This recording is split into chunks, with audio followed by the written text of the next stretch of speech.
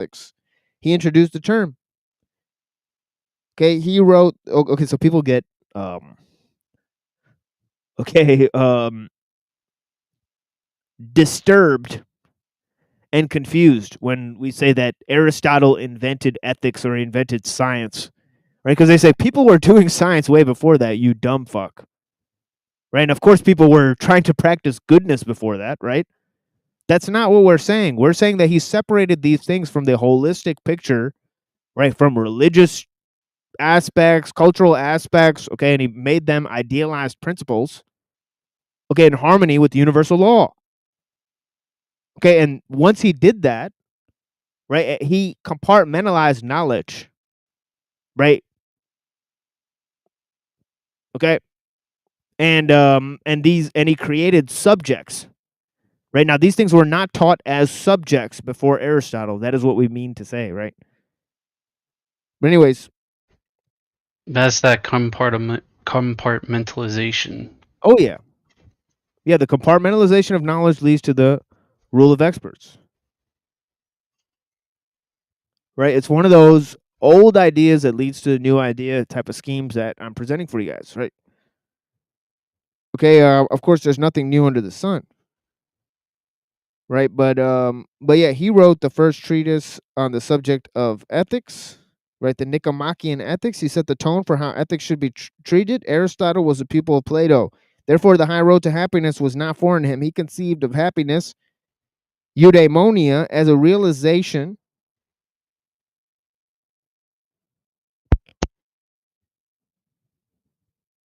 of the highest human value.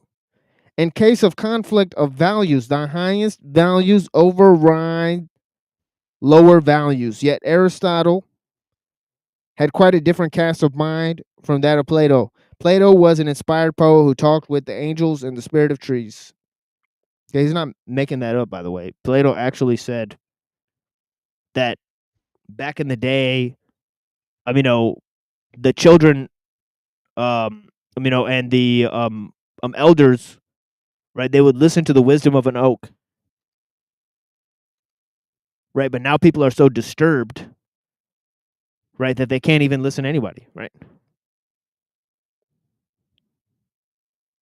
Okay, so he talked about this understanding that nature was peopled with spirits, right? He actually talked about that.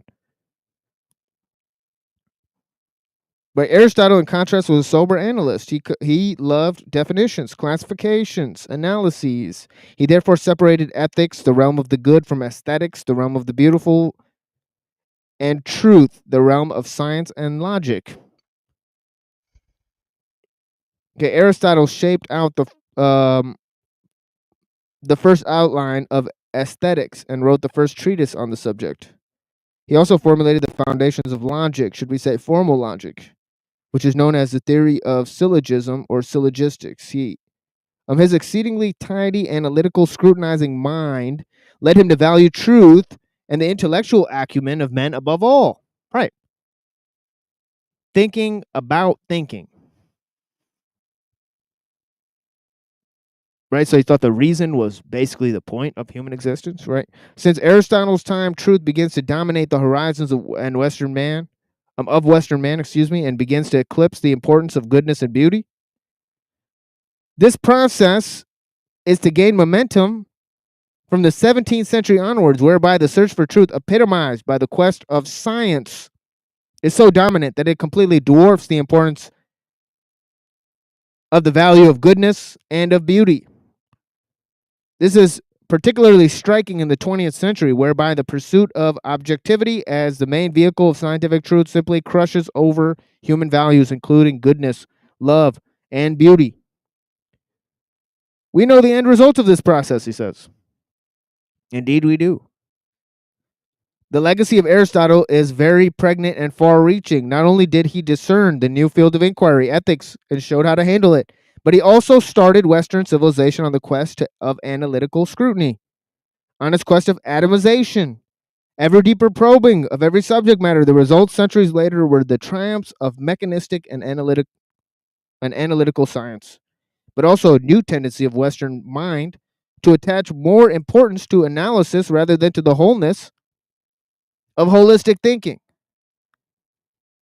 In pursuit the analytical scrutiny with tremendous gusto in elevating truth and intellectual virtues to the dominant position, Western civilization has lost the sense of wholeness of the universe, the sense of wholeness of the human person, the priceless value of goodness, beauty, and spirituality, without which human being is hopelessly crippled, as we have discovered in the 20th century. Such, then, is the far-reaching legacy of Aristotle, says Skolmowski. In realms of values and in other realms, it should be absolutely clear to us that once truth and intellect have been elevated to the supreme position, the abstract intelligence of man became the defining characteristic. The measure of human intelligence becomes the measure of our humanity. This spelled out the doom of spirituality and other intrinsic values. Religious and other spiritual values were pushed to the margin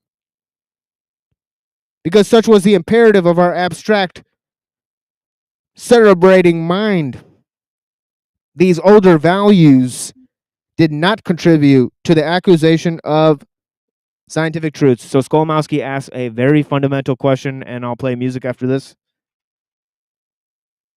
And take a little break, smoke some cannabis. The lives of Plato and Aristotle overlap, he says, yet Aristotle's Western mind begins an entirely different departure. Here's a question. Was Aristotle responsible for the derailing of Western civilization, or was Western civilization, because of its peculiar mental makeup, bound to produce Aristotle and people like him who drove Western people to the barren land of analysis and away from the path of self-realization? Like a chicken and egg kind of question. Oh, yeah. Chicken and egg, folks. Yeah, one we should still be seriously contemplating, eh? Oh, yeah. If Yeah, not they put him, it- then someone else, right? Yeah, they put him on Time magazine. I think they had smartest man who ever lived or something like that, and they had Aristotle on the cover.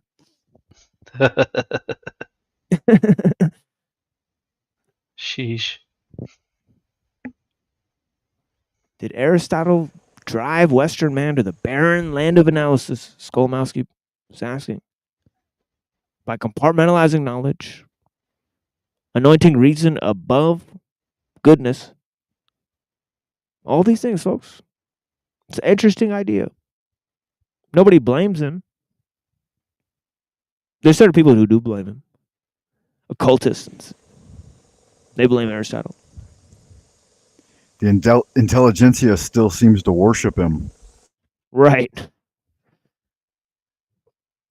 Right. He is worshipped by the intelligentsia. And of course, we saw the legacy of Aristotle in the ideas of St. Thomas Aquinas and Maimonides. Right. So I brought tons of proof to the table that 1,000 years later, people were still ruminating over these concepts and ideas and ideals. Right. Because within them are ideals of value and virtue and all these things and goodness and beauty and truth. Right. Aristotle redefined those other values as much as he put the idea of knowledge above, right, the other aspects of our,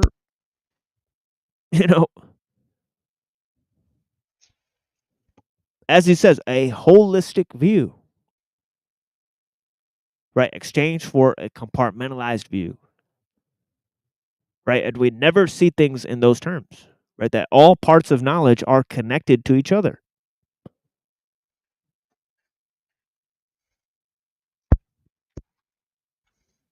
And so is the search for beauty and goodness. Right? Art is not separate from truth. Beauty is not separate from truth. Goodness is not separate from truth, folks. I got huge news for you guys. Got huge news for you guys. Tent and he could accomplish more. Nobody gives a fuck about your dumbass fucking philosophy. Nobody gave a fuck about anybody's philosophy takes. What the fuck? When did a philosopher ever do a fucking thing? Show me one time a philosopher ever did a fucking thing. Facts. So saith the potato farmers, right? Facts. Guess nobody cares, folks. Let's move on to some music. Oh yeah, let's not forget this one. You should be seeking this knowledge. You should be seeking this knowledge to expose evil. That's something Christians are supposed to do. we don't we don't seek knowledge. That's Gnosticism.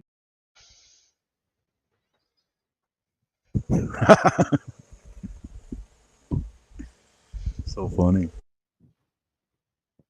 Yeah, bad knowledge.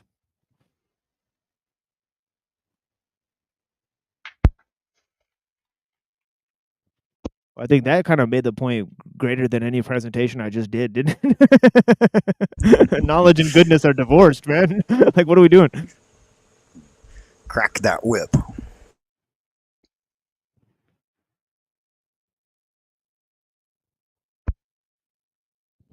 Yeah, we're doing it big, folks. I got some music for you guys. Okay, featuring a man stealing a weapon away from an Israeli soldier. You know, so go Ruh-roh. go DJ. That's my DJ.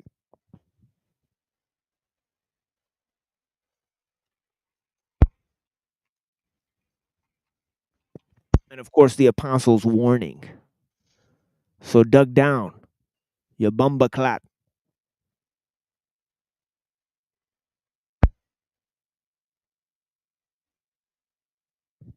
Hold on, folks. I'm trying to like pack this Blood clot. blurred cloud.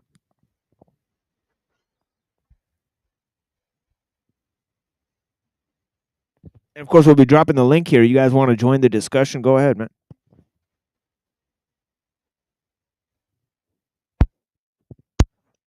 I ain't gonna stress it.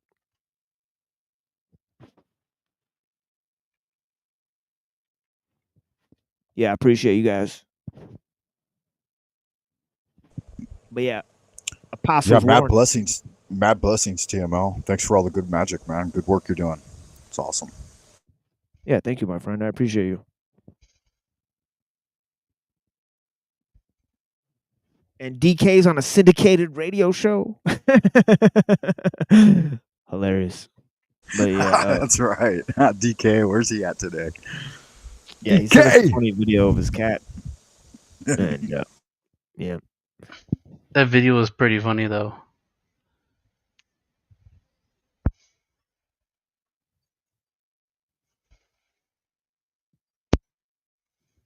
Yeah, I thought he was like a dog guy, but yeah. We can always use some DK up in here. He's so fun. Yeah, he really livens up the mood, you know what I mean? But yeah,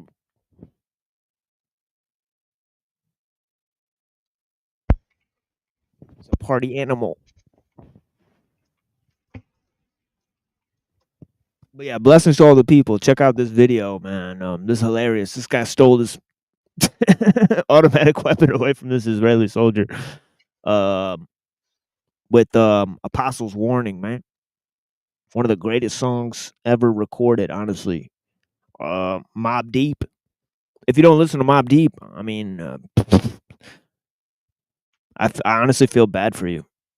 I mean, I listen to Mobb Deep, Portishead, okay, Wu-Tang Clan, okay, Lee Scratch Perry.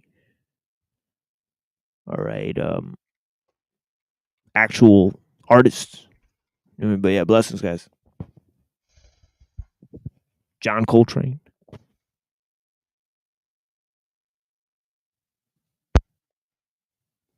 41st Westside Convention, Queens Connection. The bitch we reppin'. Any party that we step and get their handy up. The SOP immediately. Extra bank, riding out sun is 7. Every snatch cream. Mansions fulfill my dream. My dreams gleam. Spread love throughout the whole team. Dominate the game with several combinations. No conversation, bring on your good conversation. You hesitating, ass betting. This bad business. For the game, nigga, get out the business. You waste space. Substitute, here's a replace. We deface. Smack the smell off your fucking face. Change the taste. Send your home back to vacate. Get your shit together. Plus your mind straight. Yo, my empire strikes with the strength from poison snakes. My entire unit loaded up with snake niggas that high stakes. We pull off the high stakes. Great escapes, span shift team downstate. Dreams of growing old with my son to live great. Little man, I plan to enhance your mind state. The rebirth for nigga who lived the ill life. The one before me was the one even more trife. My understanding, I raise you with precise planning. It put you on to the whole game of this planet. But I gotta survive in order to follow through plans to live motto. Me and my little kicko. Any man trying to stop us, he get wet though. You couldn't withstand a snake bite, there is no antidote. You put your hands close and try to approach. I won't snap at you, I'm going for throats. And when you feel my bite, you sing high notes. I beat you from deep, but then you got cut close. My formula, I live life, do or die. Staring to the eyes of a deep wise guy. Prodigy, turning niggas to proteges. My protege, I advise your ass to make way, make way.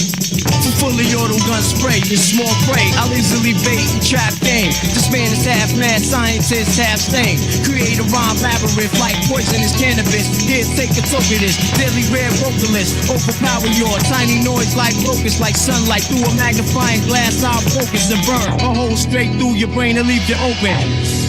And let the venom soak it. You start sweating and going through convulsions from dope shit I rip. Leave a nigga stuck, I let stick.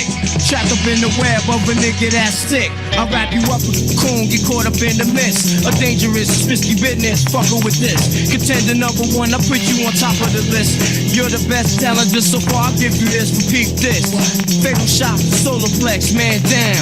Now who dares to go next? Like General Monk orders to chop next. I send a message to my whole clique. The bomb shit, atomic, no time for calm shit. We hyperactive when it's time to Vietnam it. Your whole alliance gets single-handedly palmed it. Take heed to the apostles' warning. Word up.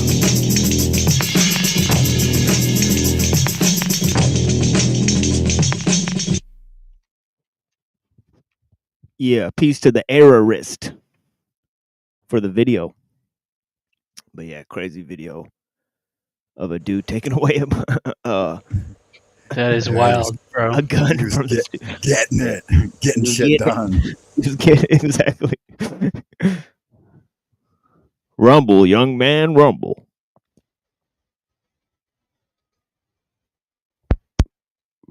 Ali, Boombayek.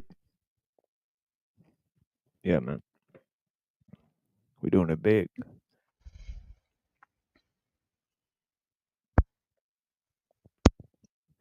Yeah, the Rolling Force mixed with Apostles' Warning. Rolling Force by the Spectre, the Ill Saint. Okay, and Apostles' Warning by Mobb Deep, right?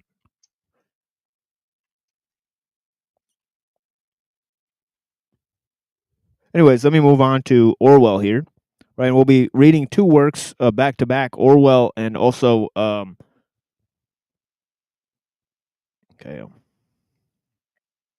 this guy, international tourist.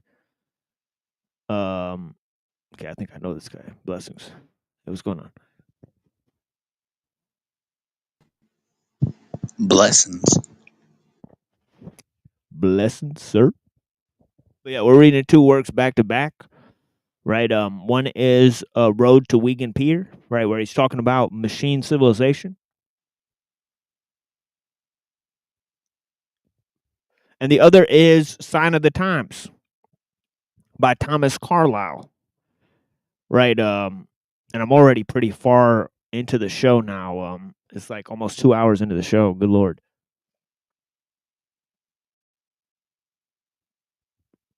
So let me open up this this work here. Okay, so I can share with you guys. And of course, I'm trying to sort of go back a little bit because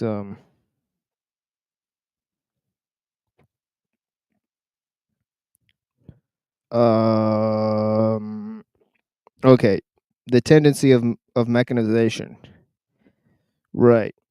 So he's talking about machine civilization and how it contributes to the loss of taste, right? The goal of efficiency being a circular goal.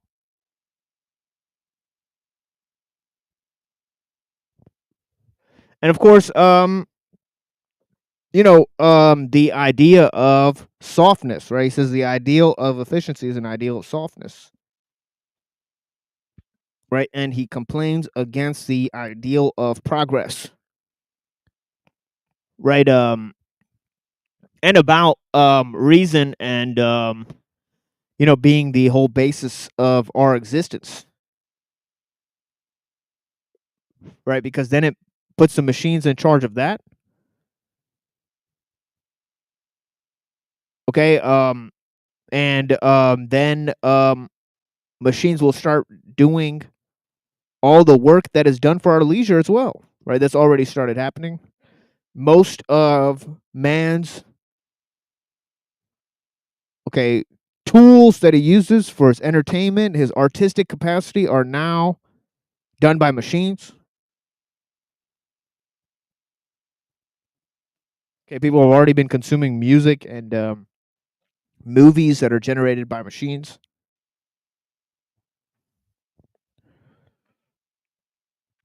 Okay, so he talks about all of these processes, right? He says, but in addition, there's a tendency of mechanization of the world to proceed as if it were automatically, whether we want it or not. This is due to the fact that in modern in modern Western man, the faculty of mechanical invention has been fed and stimulated till it has reached almost the status of an instinct. People invent new machines and improve existing ones almost unconsciously, rather as a somnambulist will go on working in his sleep. In the past, when it was taken for granted that life on this planet is harsh, or that at any rate laborious, it seemed the natural fate to go on using the clumsy implements of your forefathers, and only a few eccentric persons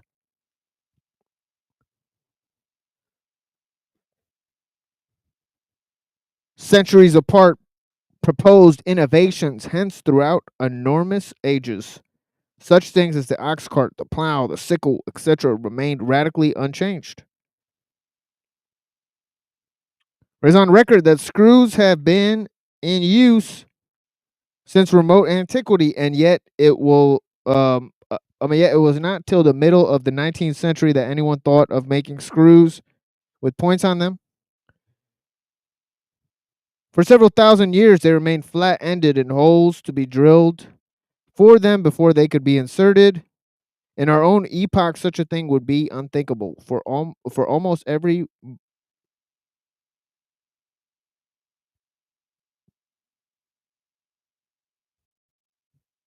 modem, Western man has his inventive faculty to some extent developed.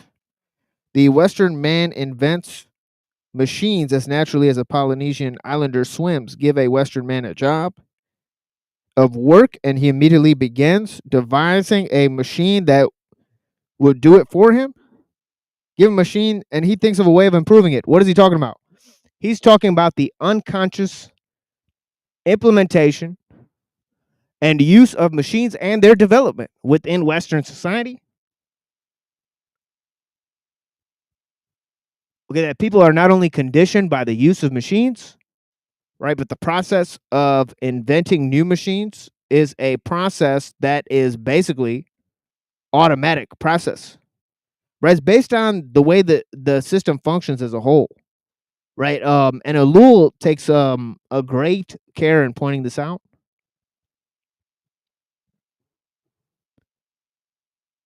Okay, he takes great care in pointing this out in terms of how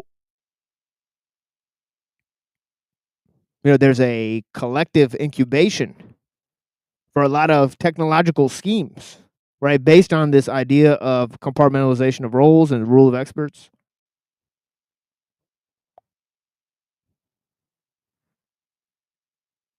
Right. And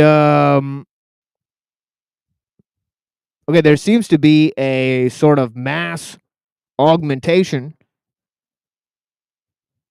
self-augmentative process.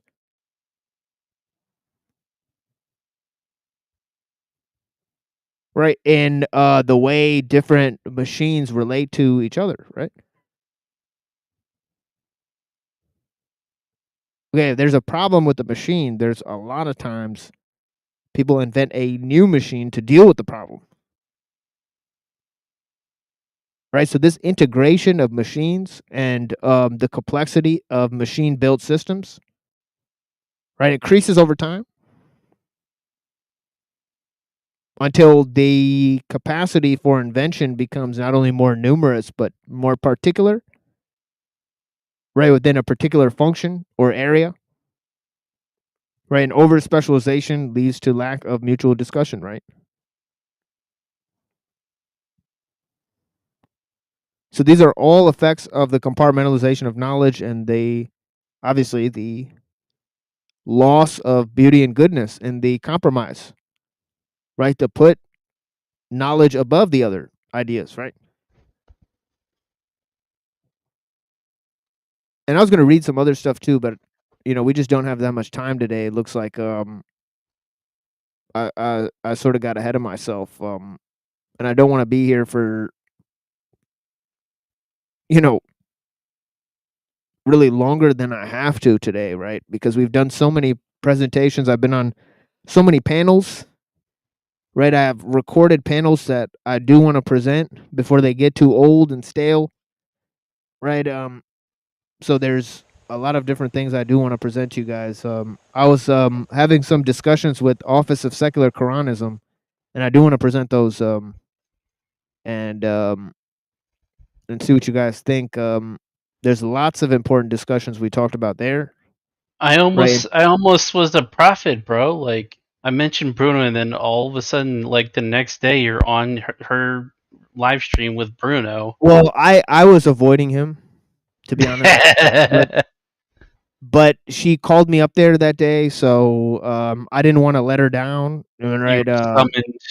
Yeah, I was summoned up there because her and him were kind of having their characteristic back and forth, and which was going to be going nowhere, right? So I think she got bored, and basically had me come on there. But yeah, so Bruno immediately laughed at first, right? But then I kind of talked him up, and he came back, and then I had a nice discussion with him. It sort of broke down in the middle, but yeah, I think I did have a good discussion with him. Obviously, I'm a huge fan of his work against the Noahide laws, right? But I think certain conclusions he comes to about religion are a little bit extreme. But yeah, so we had a meeting. Obviously, I talked to her about a lot of the themes we're talking about here, right? We recorded a very excellent show on Neurojack as well. There's some good discussions I had with NPC the game. So it's all in the mix of what we're doing here. Yeah, I'd like to see all of that. Sounds good. Yeah, so I'll play that in due time, and we'll get up in there, with that. So I greatly appreciate you guys. But yeah, so it's interesting. So he says that this idea of mechanical invention, has become unconscious, right? He says, I understand this tendency well enough for an ineffectual sort of way. I have that type of mind myself. I have not either the patience or the mechanical skill to devise any machine that would work. but I am perpetually seeing, as it were, the ghosts of possible machines that might save me. The trouble of using my brain or muscles, a person with a more definite mechanical turn would probably construct um, some of them and put them into operation. But under our present economic system, whether he construct them or rather whether anyone else had the benefit of them would depend upon whether they were commercially valuable. The socialists are right, therefore, when they claim that the rate of mechanical progress will be much more rapid once socialism is established. Okay? Given the mechanical civilization, the process of invention and improvement will always continue, but the tendency of capitalism is to slow it down because under capitalism, any invention which does not promise fairly immediate profits is neglected. Some indeed which threaten to reduce profits are suppressed almost as ruthlessly as flexible glass mentioned by Petronius. Establish socialism, remove the profit principle, and the inventor will have free hand. The mechanization of the world, already rapid enough, would be, or at any rate, enormously accelerated. Right? And this is what the accelerationists propose. Right? It's literally what most accelerationists are proposing, right? Everyone's just in their room, in their space, and your space is going to be this little fucking tiny little fucking square on a screen. That's going to be your space in the hyper capitalist fucking AI world. You know, that's going to be your life. And as much as I want to be anti-capitalist, the only way to be truly anti-capitalist is to be hyper-capitalist. Is to like let them, give them carte blanche and let it fucking die fast. So this idea, right? Okay, that capitalism, okay, and technology are caught in an information feedback loop, right? As talked about by Nick Land and others, right? And as seen in Deleuze and Guattari, right? Capitalism and schizophrenia, right? One of the ideas is that all techniques are private techniques, okay, and they become socialized. Okay, and this is a huge move. Okay, is that once a technique becomes, too big as a private enterprise, right, it has to become socialized and incorporated within the technical system as a whole, right? So all techniques, as we've seen in history, right, begin as private techniques.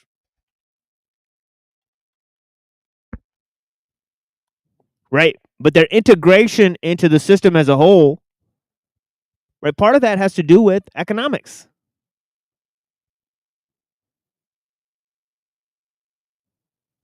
Okay, so so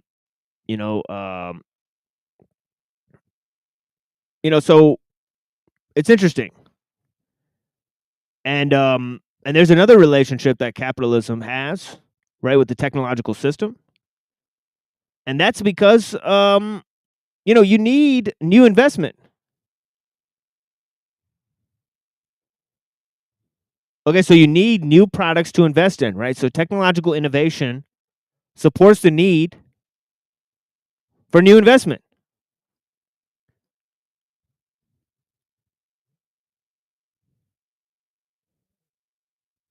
Okay, large-scale technologies are inherently socializing.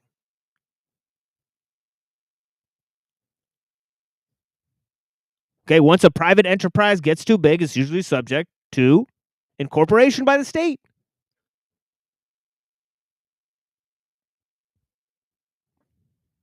Okay, capitalism slows down technological innovation because of the profit-seeking mode.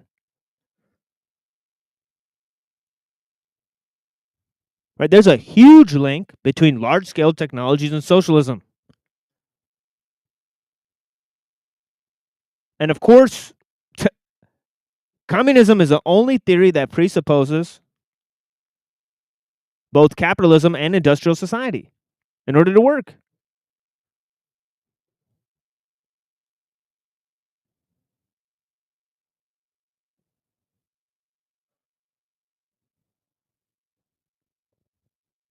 So the move to large-scale technologies, right, like AI, right? They're already creating new government regulation agencies, right? They start out as private enterprise, right? And of course, this is the problem with the dream of open source technology. Right? The reason why they're promoting open source technology, right, in relation to developing these large-scale technologies, these experimental technologies, right, is because they want to preserve capitalism, right? They want to have crowdfunding and all, you know. But of course, it greatly slows down innovation, right? That can't be argued, right? Yeah, blessings, Jake. I appreciate you.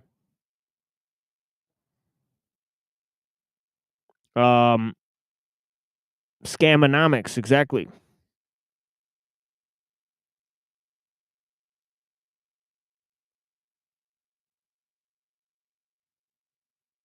Scamonomics.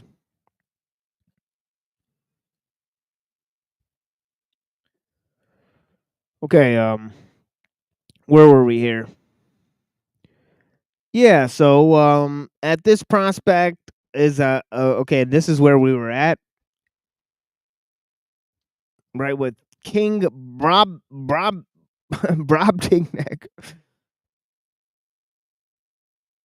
And this prospect is a slightly sinister one because it is obvious even now that the process of mechanization is out of control.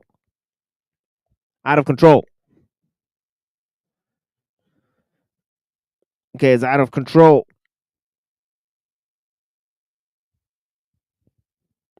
Okay, it is happening merely because humanity has got the habit. Right, a chemist perfects a new method of synthesizing rubber, or a mechanic devises a new pattern of a gudgeon pin. Why? Not for the clearly understood purpose, but simply from the impulse to invent and improve, which has now become instinctive. Put a pacifist to work in a bomb factory, and in 2 months, he'll be devising a new type of bomb. Hence the appearance of such diabolical things. Yeah.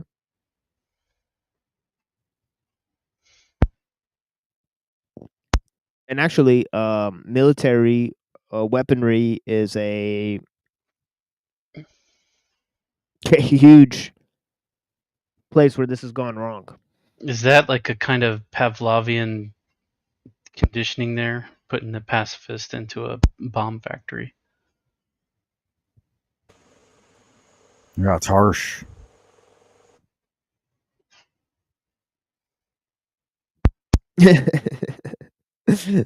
But it's hilarious. It's an extremely critical and obvious line that where our knowledge is separated from morals. I put a pacifist to work in a bomb factory. Right, and of course, a lot of those scientists who invent new ways to kill people are like pacifists. They believe in like world peace and stuff. They always do. They're always doing it for the good of humanity, folks. Allegedly. That's right. Well, once you crack the code, they round you up and put you to work. It's like Elon Musk, trying to warn people of the dangers of AI, and when he's all up in that shit. Oh yeah. Hypocrisy. At the vanguard of deceit.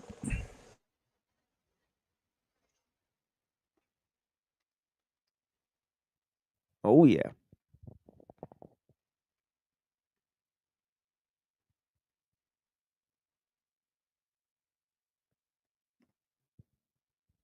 Let me drop this link here again for the people. For the people. You got everybody checking it out on the restream, man. Thanks for checking in. Much love.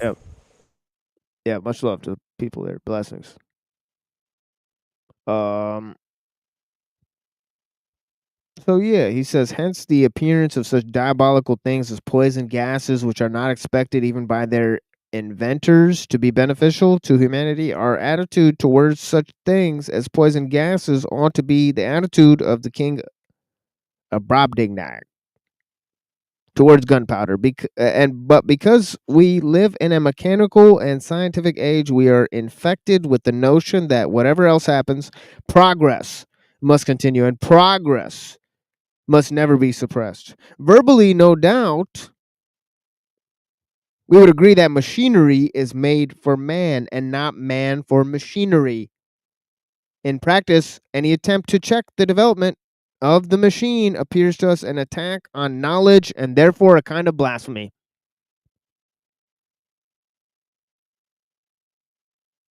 Shun the heretic. Shun the heretic of knowledge and science.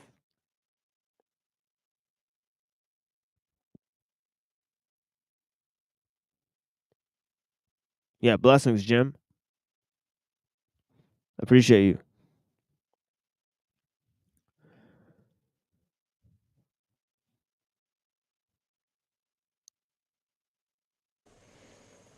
Mr. Anus, greetings. So this whole thing about progress.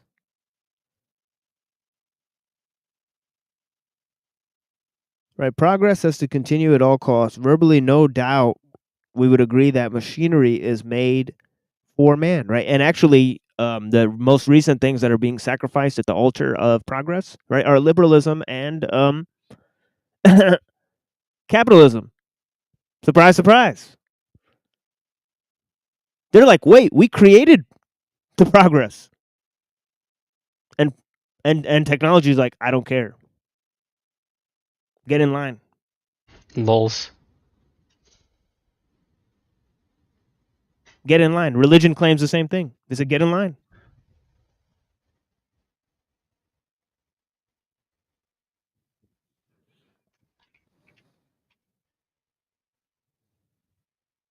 Verbally, no doubt, we would agree that machinery is made for man and not man for machinery, but in practice, any attempt to check for development of the machine appears to us to be an attack on knowledge and therefore a kind of blasphemy, he says. And even if the whole of humanity suddenly revolted against the machine and decided to escape to a simpler way of life, the escape would still be immensely difficult. It would not do so as in Butler's Erewhon, to smash every machine invented after a certain date. We should also have to smash the habit of mind that would almost involuntarily devise fresh machines as soon as the old ones were smashed. So what's the real problem, folks? The problem is with the knowledge and not with the technology.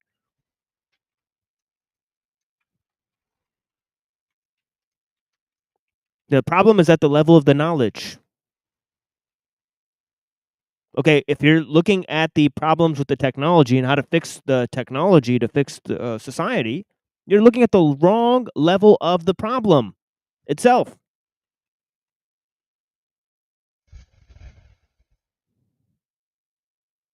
Right, it's the knowledge that created the technology. The technology's gotten away from the knowledge, and it's become an unconscious process.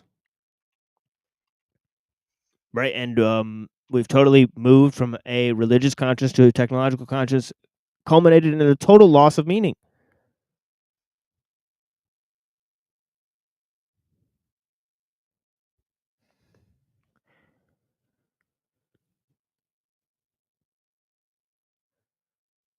And in all of us, there is at least a tinge of the habit of mind in every country in the world. The large army of scientists and technicians, with the rest of us planning at their heels, are marching along the road to progress with the blind persistence of a column of ants.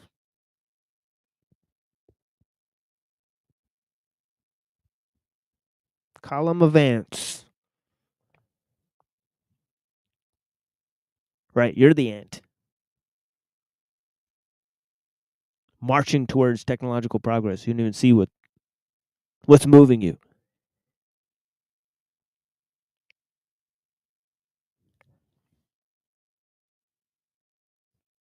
So it goes in.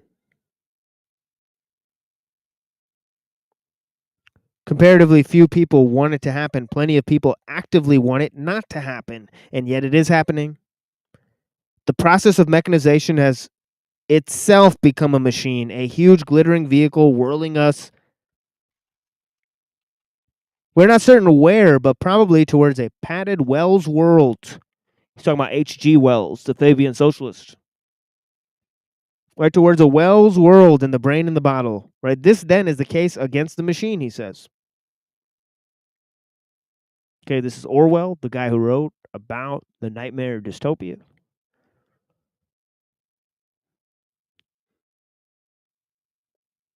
Okay, and men behaving like robots, totally stripped of their will.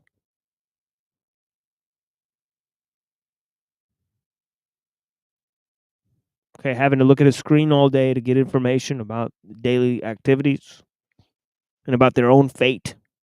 Depends on the screen.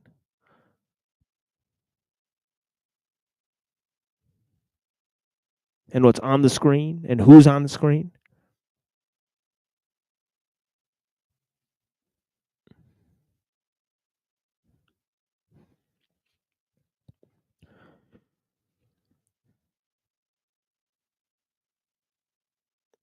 So he says this is the case against the machine, whether it's a sound or unsound case. Who cares? He says. Who cares? He says it hardly matters. The point is that these or very similar arguments would be echoed by every person who is hostile to machine civilization. And unfortunately, because of the nexus of thought, socialism, progress, machinery, Russia, tractor, hygiene, machinery, progress,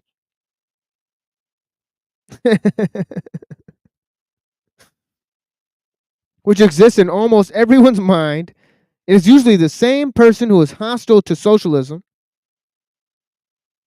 The kind of person who hates central heating and gas pipe chairs is also the kind of person who, when you mention socialism, murmurs something about beehive state and moves away with pained expression. Based!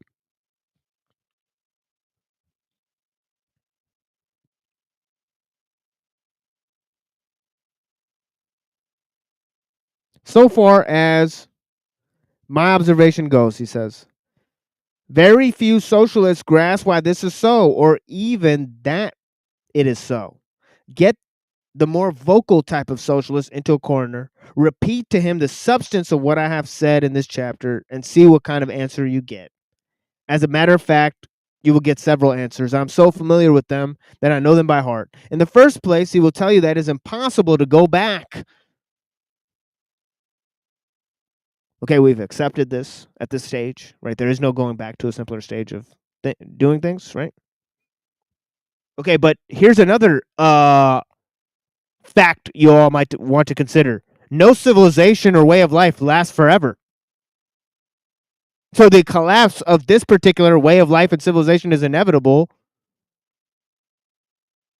And some would argue that that collapse would come about all at once because of the nature of what we're dealing with, a totally interconnected system. And the more interconnected the system becomes, the more efficiently it functions, but also the more we're putting all our eggs in one basket.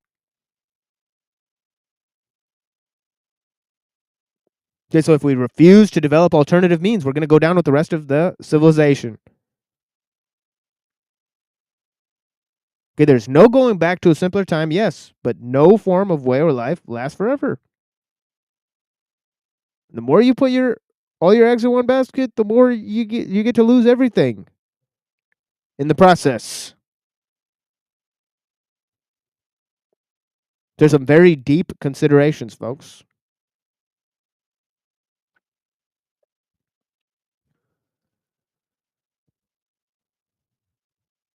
It's impossible to go back or to put back the hand of progress, as though the hand of progress hadn't been pretty violently put back several times in human history, he says. Right, will then accuse you of being a medievalist and begin to descant upon the horrors of the Middle Ages, leprosy, the Inquisition, etc. As a matter of fact, most attacks upon the Middle Ages in the past generally by apologists of modernity, are beside the point, because their essential trick is to project a modern man with his squeamishness and his high standard of comfort into an age when such things were unheard of. But notice that in any case, this is not the answer. For a dislike of the mechanized future does not imply the smallest reverence for any period of the past. Absolute fact. Absolute fact.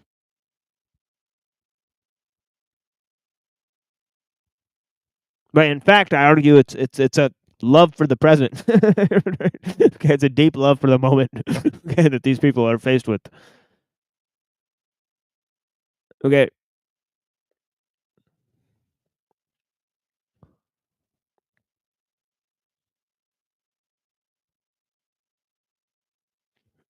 Yeah, I appreciate you, Marty. Blessings.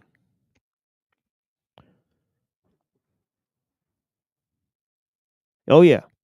What is this? 71? We are rapidly approaching the time when there will no longer be any environment at all. When we succeed in producing artificial aurora borealis, night will disappear and perpetually day will reign over the planet. Blot out the sun, just like in the Matrix. Did they steal that from Elul? That doesn't sound like any kind of fun, huh? Possibly, but Yeah. blot out the sun. Yeah, Elul wrote that in 64, and then they put it in a movie. Yeah. I Pretty guess weird, they did guys. steal it from him. Pretty weird, guys. Blot out the sun, but that's also in Herman Melville. So it could be that. And Herman Melville was a huge critic of technological society. Giant critic of technological society, right? He said that kids should like go outdoors and like go do activities in nature, like Boy Scouts and stuff, like instead of learning at desks with books. Right. Well, now it's iPads and tablets and shit. Yeah, you wouldn't believe Screen addiction. Yeah, you wouldn't believe like Orwell and Melville and how many of these people of the smartest minds of the time came out as critics of technological society, industrial civilization, the machine civilization, the world technological system. They all came out as critics of it. Where are all the smart people today? There's like no smart people left or something. It's totally fucked. I mean, you should have seen the disaster of a debate they had on AI. Degradation of spirit. Oh yeah. Oh yeah, that was a disaster. Holy crap. Yeah, they're like AI is bad and technology may be destroying the planet. Oh yeah, but the internet is pretty good for everyone. It's like what are you guys even talking about?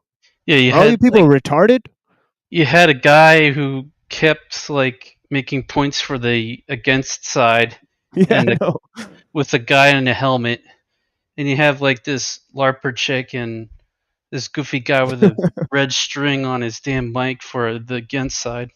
Yeah, this is where we're at, folks. We can't even have a critical or intelligent discussion anymore about the most serious issues that face our society. We're all going to get together and LARP about how much we care. Good Lord. Virtue signaling.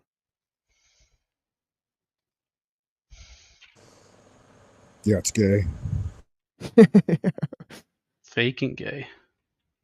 Yeah, absolutely. But there's no need to idealize even Etruscans or Pelasgians or the Aztecs or the Sumerians or any other vanished and romantic people, he says. When one pictures a desirable civilization, one pictures it merely as an objective. There's no need to pretend that it has ever existed in space and time. Press this point home. Explain that you wish to aim at making life simpler and harder instead of softer and more complex. And the socialist will usually assume that you want to revert to a state of nature. Right? It's like Elul said. He said, any criticism against the technological system, right, is turned into an attack on the person. Right? Something must be wrong with you. They have problem adjusting to modern civilization.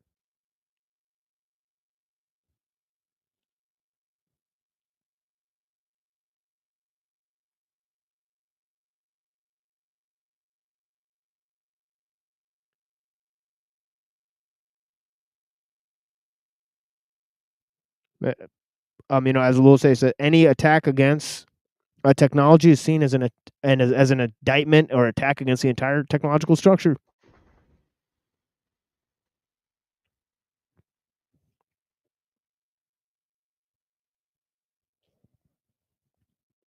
Conformity in our age is nothing more and nothing less than conformity to the technological system, folks. Technology is the objective factor of power in our age. Right, there's no going back to a simpler time, but our way of life today cannot possibly last forever. All of these things are okay, they're true in the way I evaluate things. All right, folks. Just go ahead and say that. Usually I say it's my opinion, but things have gotten too heavy here. Right? Some striking Paleolithic cave, as though there was nothing between Flint Scraper and steel mills of Sheffield, or between the Skin Oracle and the Queen Mary. Finally, however, you will get an answer which is rather more to the point and which runs roughly as follows. Yes, what you are saying is all very well in its way. No doubt, it would be very noble to harden ourselves and do without aspirins and central heating and so forth. But the point is, you see, that nobody seriously wants it. It would mean going back to the agricultural way of life, which means beastly hard work. And isn't it all the same thing as playing and at gardening? I don't want hard work. You don't want hard work. Nobody wants it. Who knows what it means? You only talk as you do because you've never done a day's work in your life, etc., etc.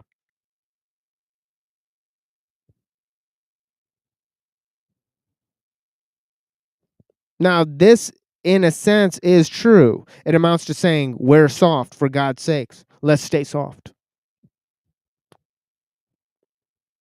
Which is at least realistic. As I pointed out already, the machine has got us in its grip, and the escape will be immensely difficult. Nevertheless, this answer is really an evasion, because it fails to make dear what we mean when we say we want this or that. I am a degenerate, modern, semi-intellectual who would die if I did not get my early morning cup of tea and my New Statesman every Friday. Clearly, I do not, in a sense, want to return to a simpler, harder, probably agricultural way of life. In the same sense, I don't want to cut down my drinking, to pay my debts, to take enough exercise, to be faithful to my wife, etc., etc. Right. It's all hard. It's all so hard. But in another sense, more permanent sense, I do want these things. And perhaps in the same sense, I want a civilization in which progress is not definable as making the world safe for little fat men.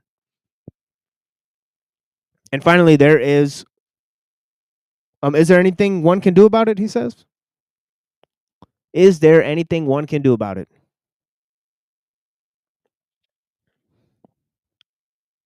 The huge question, right? If it's a problem, what is to be done about it?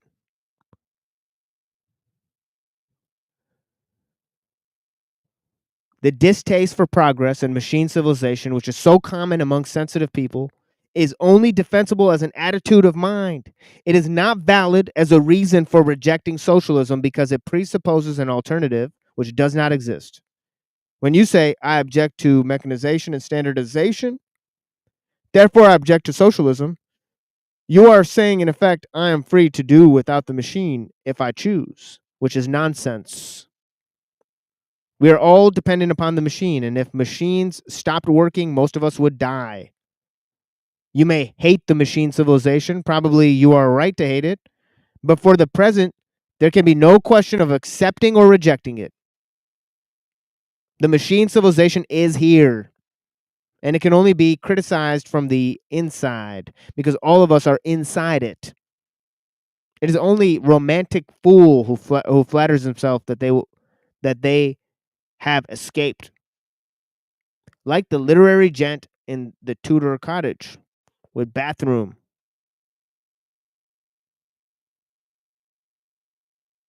And the He-Man who goes off to live a primitive way of life in the jungle with a Mannlicher rifle and 4 wagon loads of tinned food. And almost certainly the machine civilization will continue to triumph. There is no reason to think that it will destroy itself or stop functioning of its own accord. For some time past, it has been fashionable to say that war is presently going to wreck civilization altogether. But though the next full-size war will certainly be horrible enough to make all previous ones seem a joke, it is immensely unlikely that it will put a stop to mechanical progress. And he was right about that. He was right about both it being the worst war in history and also that it didn't stop mechanical progress. Actually, mechanical progress was the focal point of the entire war. Right? It was ostensibly a war to see who is going to become the dominant superpower. Right? Or the leader of, technological progress. Right? Was it going to be Germany or America or Japan or and then after that, they had a contest with Russia, right? The whole Cold War was about technological advancement. Right? They staged a conflict for the public. Right? Made it look like they were enemies with people who they were just friends with. Right? For the purpose of advancing technology. Of course, we know now that Russia is a controlled opposition. Right? That Russia and America ostensibly both want the same things. From the same people, pretty much. Okay, investors, bankers, and entrepreneurs.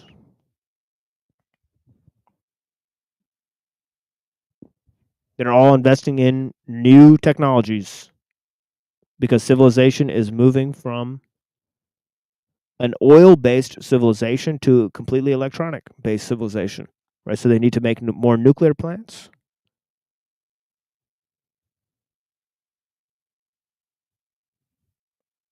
And other things. Okay, more lithium batteries, right? They need more graphene, conductors.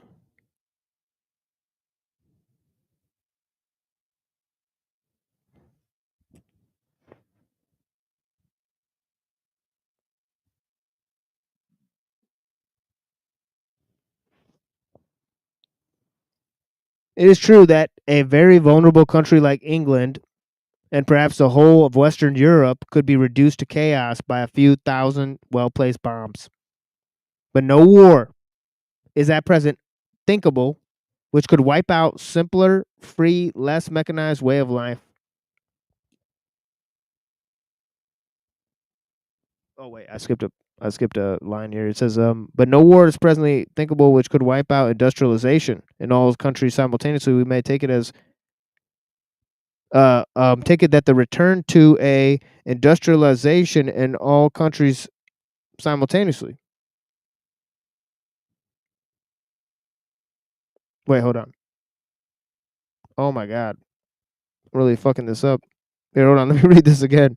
It is true that a very vulnerable country like England and perhaps the whole of Western Europe could be reduced to chaos by a few thousand well-placed bombs, but no war at present thinkable which could wipe out industrialization in all countries simultaneously. We may take it that the return to a simpler, free, less mechanized way of life, however desirable it may be, is not going to happen. This is not fatalism. It is merely acceptance of facts. It is meaningless to oppose socialism on the ground that you object to the beehive state, for the beehive state is here. That's right. The choice is not, as yet, between a human and an inhuman world. It is simply between socialism and fascism, which is at its very best, which at its very best is socialism, right? With the virtues left out. Now, we're going to learn from Ellul why fascism didn't win that one, right? It's because fascism can't deliver the goodies of technological progress, right? It requires too much from the private decisions of the dictator, right? It can't command efficiency. There's too much based on his proclivities.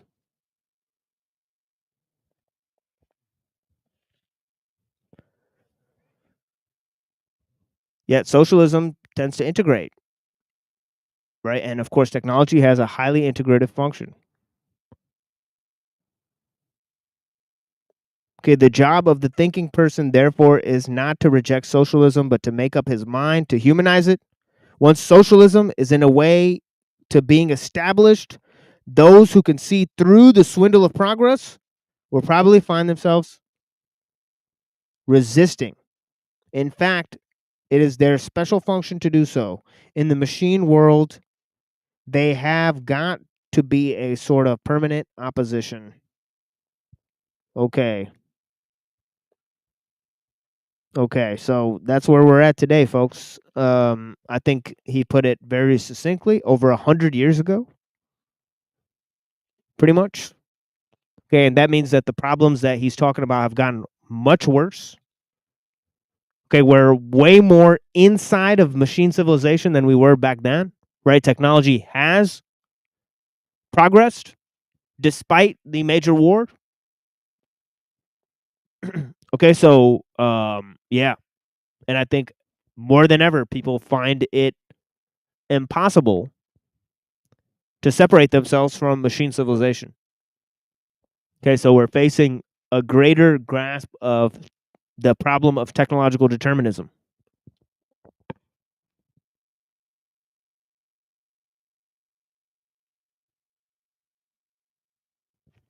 Okay, and it's the loss of traditions, the loss of spirituality, and the rise of materialism. Okay, and the rise of universalism. Okay, and of course we've sort of cataloged a lot of these developments here, right? So we'll move now to some music, and then we'll move to the work of Ellul. Okay, and give me 1 second, and let me try to put this. Actually, you know what? Fuck it. Let me just play this. Be right back, folks.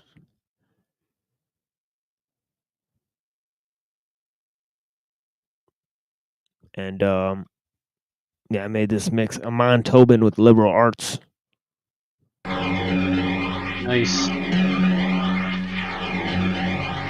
Once more, it is being done, and in order to see, you would have to leave the spectrum. I have gone.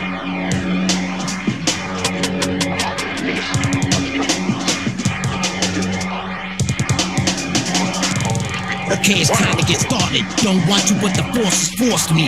With incantatory allegory, they translated for me. U-M-L-O-U-T, umlaut. That's the reason I bend vows when I speak in the mouth. Spit drooling out a very grotesque view of best. Burn through death to the University of Budapest. Sitting in a room with a windowless view.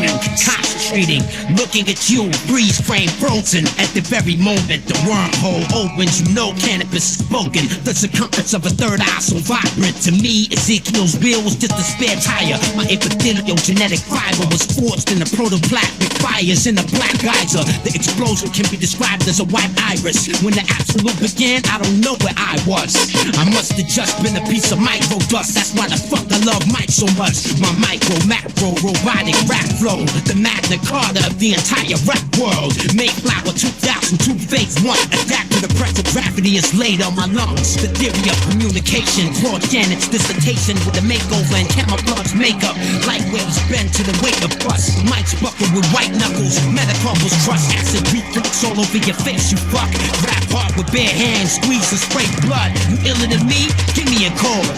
WWNAMIO. Dear boss, do you mind if I share my thoughts? Psychotherapy is expensive. Can you share my cost? In a cushion room with leather doors. Handwriting experts, take a look at the letters I draw. Excessive rounded, there's no space between words. Excessive cross outs, it must be my nerves. Rhymes that vaporize, disabilize, and destabilize. Pray to God, say goodbye. 6 minutes, Vinny, pass you on. Lyrically, this is the liberty of liberal arts. Consume, creatine, and create anemometers, analyze it, intake the HNIC that narrates innate, intelligent interface. Biogenetic behemoth obliterate. You both fire, you both bleed. Magnificently sound MC. Liberal art with JMT. I'm the god of war, the resurrector of the horrorcore, the carnivore, destroying you wasn't hard at all. I started raw so the haters could see what could happen. I was a law while the pagans were speaking in Latin. I'm the origin of science and math. I'm the origin of everything you trying to grasp. Been dying to ask if Jedi mind is the real. Well, I let you in my mind and you decide I would fail. I'm dying to kill and bring to you apocalypse. I start a lot of beef for lots of guns and lots of clips. Fuck the head, I'm aiming right for your esophagus. Hang you from a hook to drink the blood your body drips. I got the power of the leather fucking shoddy spits and leave you weaker than the mafia that's Scotty list. With cannabis, get deep like psychoanalysts. Vinny Paz, the fucking hand of fist philanthropist. What? It's fucking Vinny Paz, daddy. Yeah, Jedi mind, baby. For the people of the world, Cannabis, baby. let it now be noted My club. What's the fucking deal? that here in our decision, this is what we stand for. Justice. Truth. And the value of a single human being. Consume, creatine, and create anemometers, analyze it, intake the HNIC that narrates. Innate, intelligent interface. Biogenetic behemoth obliterate. You both fire, you both bleed. Magnificently sound MC. Liberal arts with JMT.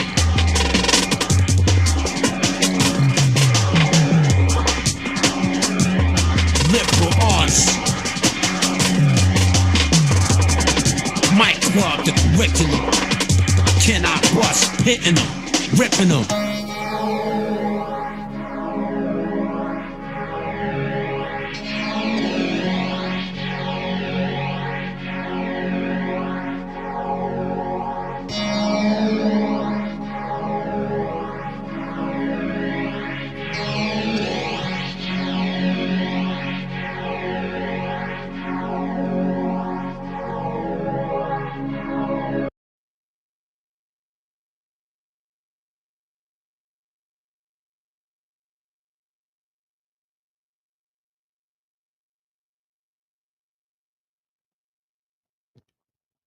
All right. And give me 1 second, folks.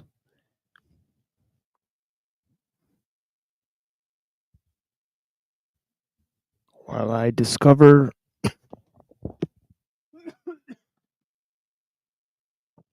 where I put my Alul book. Give me a second.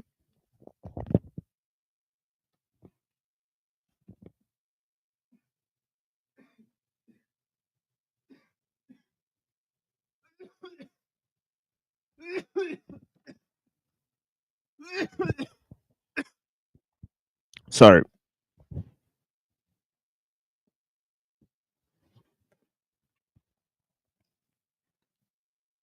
And okay. So this brings us to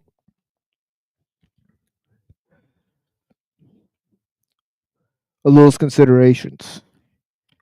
Okay, and he's going to come to the idea that in the modern technological system, right, man is going to be appraised as capital. Right? Obviously, man is going to become the object of technique, right?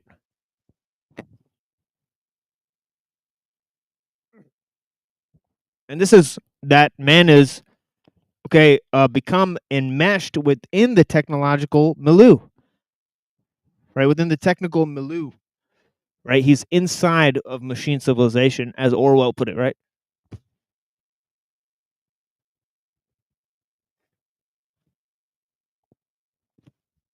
And of course, Alul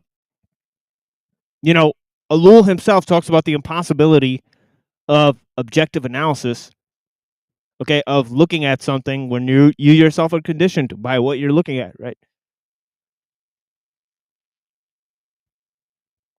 Right. So he goes to say that, you know, him doing a technical analysis of technical civilization, right, is pretty much all he can do, right? And the more you elucidate the technical methods, right, look at them on their own terms, right, the more you can understand them. Okay, so it's this great paradox that he mentions in the beginning of trying to look critically at the thing that he's also involved in, right?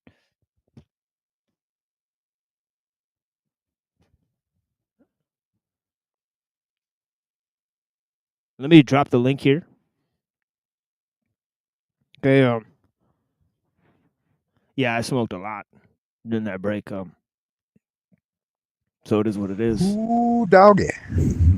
Ooh, baby. Ooh, baby. It's good magic. Ooh, baby.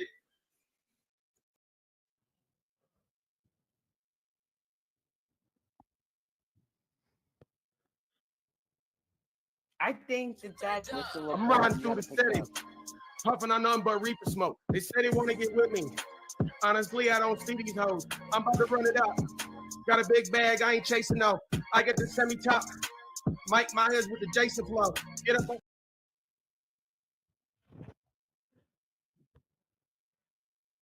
Running through the city, puffing on nothing but reefer smoke.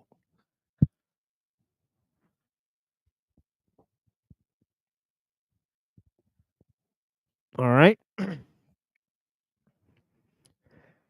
Let's do this. Like blue this. And make them say who it is. Who? Who? Who they is? Who they is? Who they is? That's the who they is called. That's what we're going with now, but yeah, we're gonna be perfecting it. But yeah, you ever hear that? Watch your back.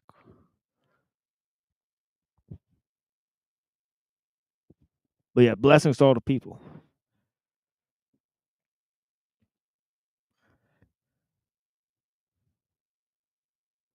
Who they is. But yeah, we're the only show that tells you who it is.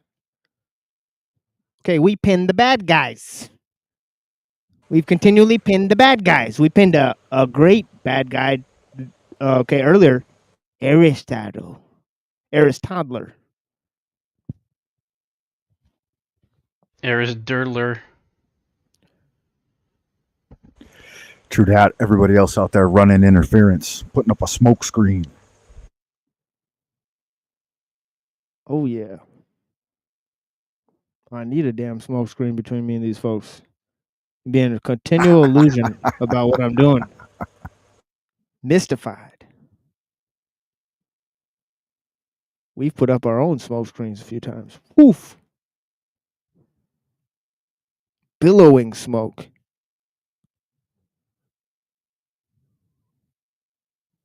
Tons of people are joining the show. I don't know what's going on. Probably because of Alul. You guys here for Alul? Ladies love cool Alul. Okay, so yeah, he says the phenomenon we witness here is a birth in reality of the economic man. Okay, a man not relying on his natural environment, not relying on a cultural basis for existence, right? Or ethnos, not relying on ethos or the ethical way of life, right? But a man that is, okay, in a dual role, producer and consumer, right? And of course, what better analogy is what we're engaged in here? We're both producing and consuming at the same fucking time. It's fucking mind-blowing. Right? We're literally steeped in technical civilization at this point. Right? We're okay. There's people who even do this for economic value, folks. actually, did you know that that's the primary basis why people go on here and talk? None of it's real. There's no real conversations here. Pretty crazy stuff, isn't it? Clip that. Oh, what'd you say, Red? Clip that? Clip that. You know they want to clip that shit. Clip it. Send it out. Okay, man is not essentially Homo economicus, right? But the concept is relatively simple, right? And the pressure of economic events greater than ever before, right, has made it necessary to put man through this rolling mill in order to obtain indispensable material substratum, right? So what do they need? They need man to be calculable, right? Okay, why? Because technical civilization requires a great deal of planning and a great deal of following through with norms. Right? So remember the economic reality of planning and norms, right, magnifies man's atomized role, right, in his level of consumption and the present rate of civilization and its present rate of growth.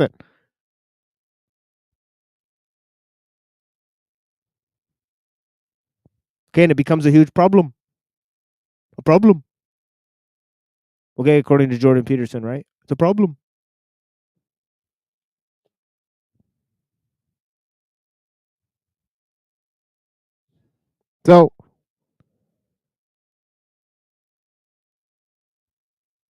So man is not naturally this way, right? Man is reliant on natural forces, right? He has impulses which drive him towards greater meaning and understanding, right? As we've seen in in theology and metaphysics.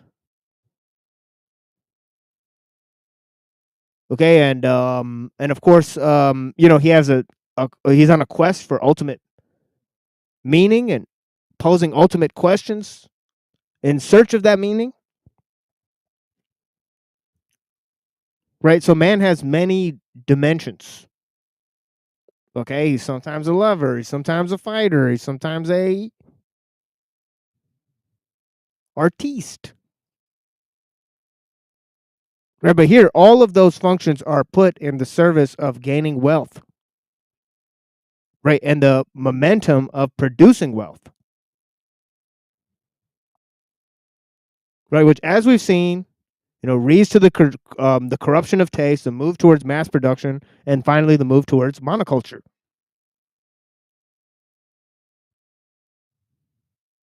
By stripping man of his creative impulses, right, making him a emotional, spiritual, and metaphysical eunuch.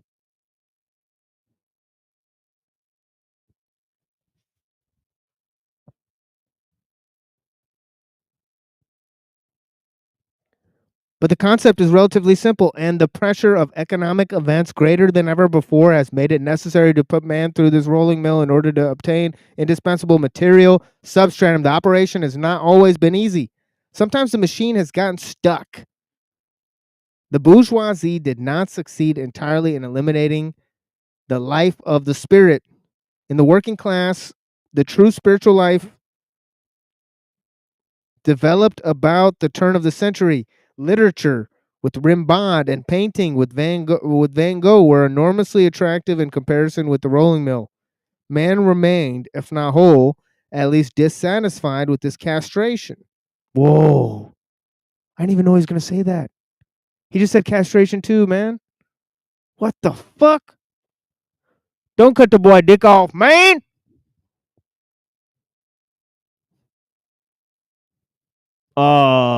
Is this really this guy?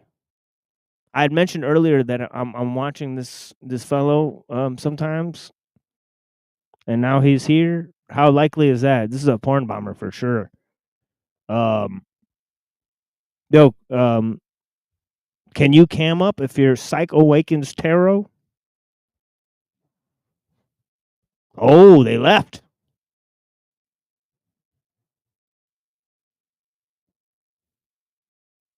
They left. I bet that wasn't Psych Awakens Tarot channel. It was probably a porn bomber. A porn bomber! Pretending to impersonate someone else. Someone I've never met, but who I'm subscribed to. It would be pretty easy to gain information like that. So yeah, we don't play games here. You have to cam up and wave in the back if you want to come on the show, unless we already know your account or your name. Simple rules. Simple rules, folks.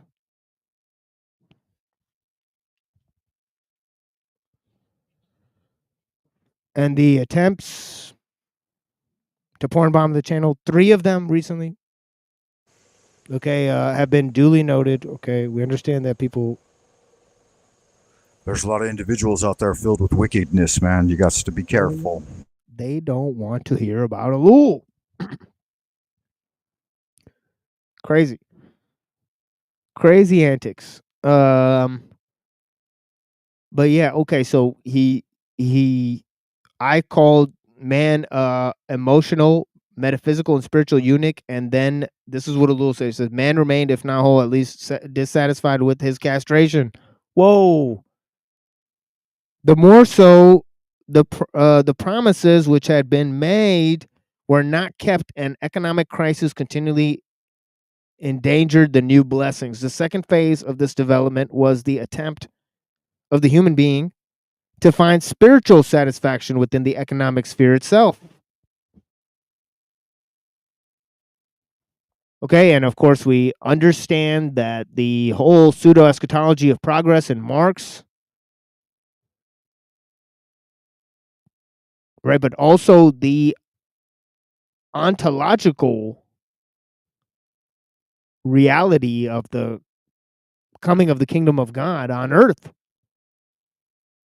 right, which is an eventual result of that progress, right, which also means why we're in a state of a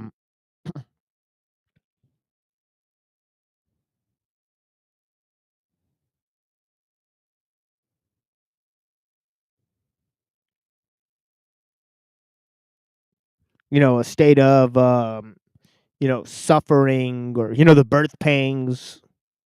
We're experiencing the birth pangs. So we're in a diminished phase now.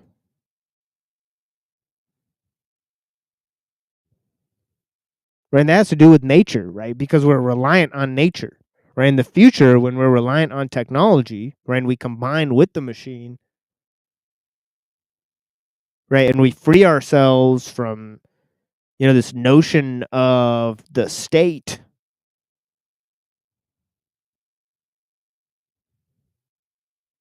right, and of the human body, and all of these, and of God, and all, we become God, right, according to the transhumanists, right? Okay, of course, all of this stuff was already starting with the notion of the apotheosis of the state in Hegel. I didn't really have that much time to get into it, but next time we will.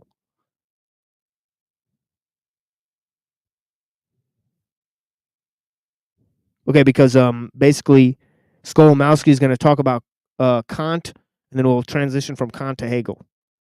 Right, I gave some ideas about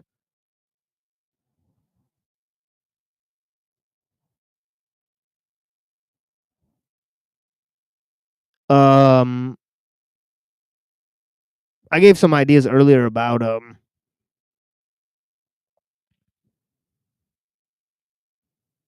Kant, about what I think of him.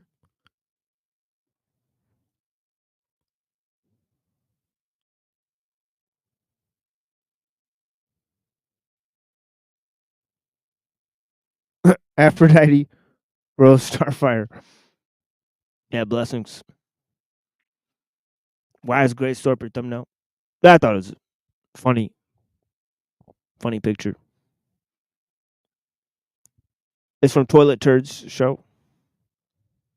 So, yeah, man. It's making me laugh. Yeah, I appreciate you guys. Okay.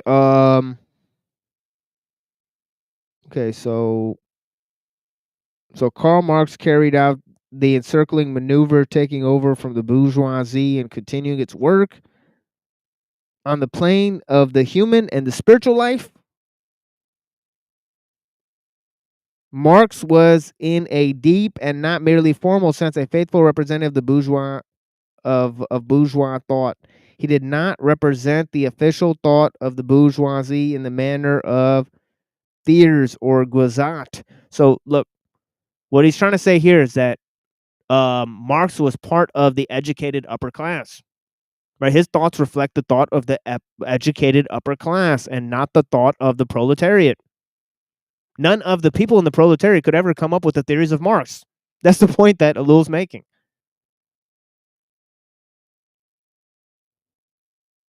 It's a huge point. Okay, that the whole theories of communism were espoused by the educated upperclassmen and not by the proletariat, which they seek to defend.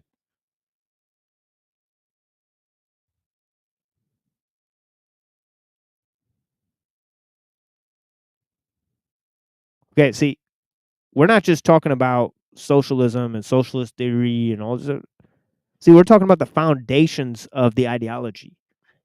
Okay, if you uproot the foundations of the ideology, you could get rid of the system in its totality.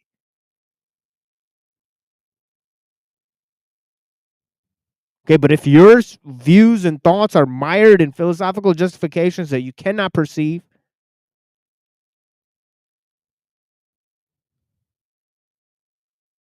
you don't have the ability to perceive certain ideas and thoughts and the way they manifest in the real world.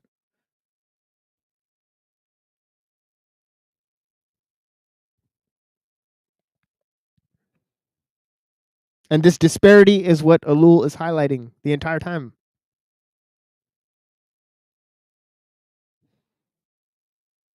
Okay, he represented the current thought of the average man, he says, though, right?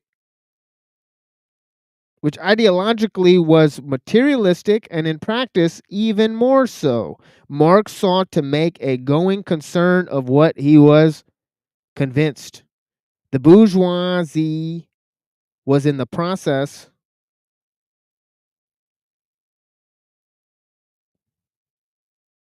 of losing. To the spiritual force of the emerged proletariat, he added economic force. He integrated the revolution as well as life into the economic world. He consecrated, theoretically and scientifically, the common sentiment of all men and his century, furnished it with the prestige of dialectic, right, which was the premier or the cutting edge philosophical system at the time, right? Okay, he was a young Hegelian, right? Right, Hegel was a celebrity, and so was Kant, right? Okay, as I mentioned earlier, okay, Aristotle and Kant and all these, right? They were like philosophers of the state. Right, they were part of the educational establishment. Right, people like Socrates and Plato, and Spinoza, all these people, they were not part of the intellectual establishment of their times, right? And they were shunned by their society, right? Pretty harshly, right? So, so you gotta like go along to get along. It's a lesson learned, even. Dark history of philosophy there. Let's not forget the saints. How many saints did we kill? Oh yeah, thousands. Killed thousands of saints and mystics. Some of the most talented and gifted people in history. Too many to count. Yeah. For vain and unscrupulous reasons. Anyways, says Proudhon and Bakunin had placed the spiritual forces in rivalry with the economic order. Against them, Marx upheld the bourgeois order of the primacy of the economic. Okay, and also by extension, Ellul means the materialistic as well, right? Okay, not, however, as merely historical primacy, but as a primacy of human hearts, right? If economic conditions are changed, men are changed, right? That's Marx's huge achievement, right? That's his huge achievement, right? The society creates the man. Instead of man creates society, society creates the man, right?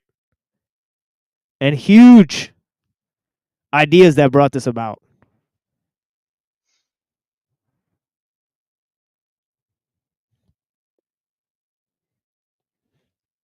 Okay, huge ideas that brought this about.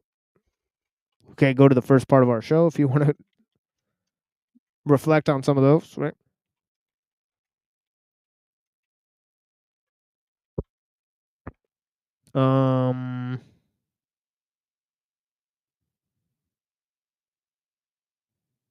Okay, so if economic conditions are changed, men are changed. Marx made a success of the terrible confiscation, the spiritual resources released from oppression, were to be put at the service of the oppressor.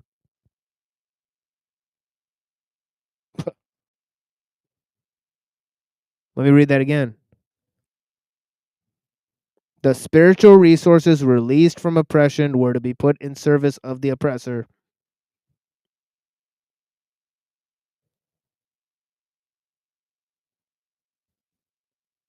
Okay, meaning that the spiritual resources, okay, of the proletariat that were released from control of the state were put in service of the state. The same thing that oppressed it. Okay, so the swindle of progress is really the swindle of the economic system, right? That's what we're beginning to see, right?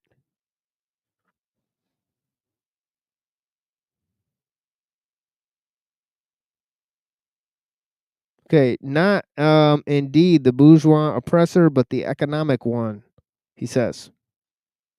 And then he notes that in my presence, au monde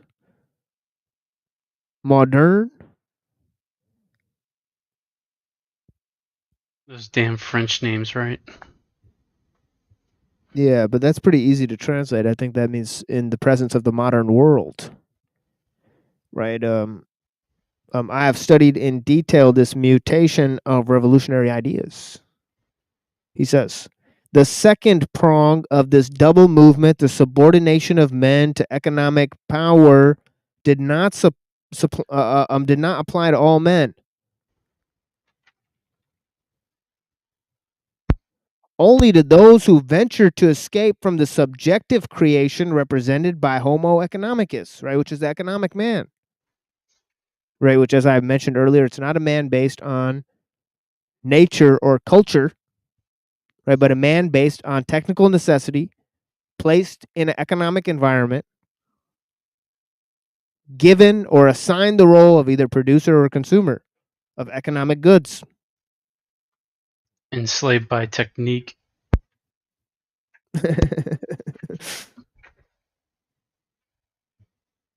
Indeed. We have been studying how this concept was slowly and circuitously brought into being by certain modes of thought, social conditions, and doctrines. Its progress was insidious, sometimes groping, but the individual still had certain possibilities of escaping it. The escape hole was a narrow and I was growing narrower, right? He says. Sometimes escape was found only in dreams. Poetry is useful to this end. Rostand, for example, faithfully served to satisfy the Homo economicus by giving him an illusion of the spiritual.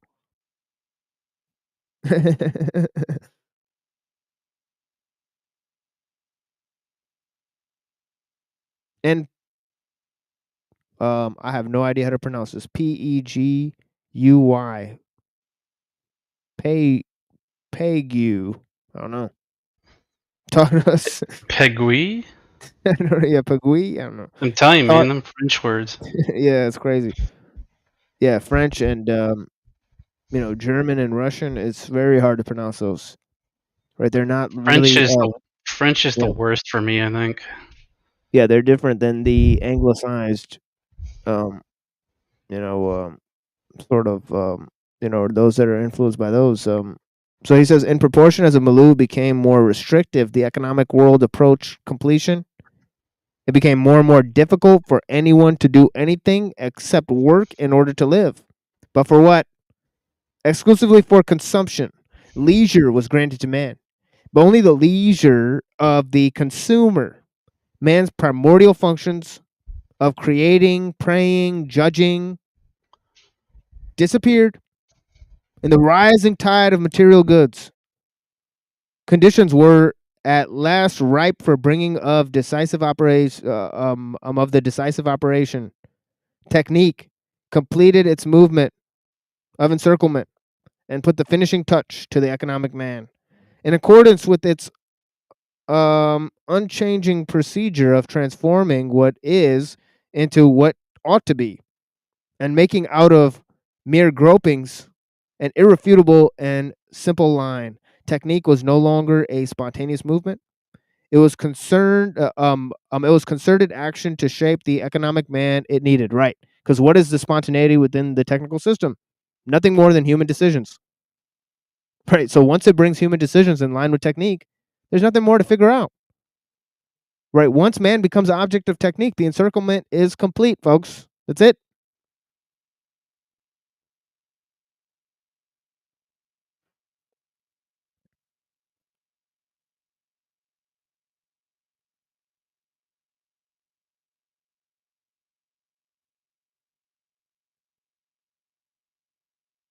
Okay, in order for economic technique, for example, planning, to succeed, men had to satisfy its requirements. There's no such thing as technique by and in itself. In its irresistible forward progress, it forced the human individual, without whom it is nothing, to accompany it. For this reason, economic man, a working hypothesis, when economics was only a doctrine, was forced to become reality when reality became technical.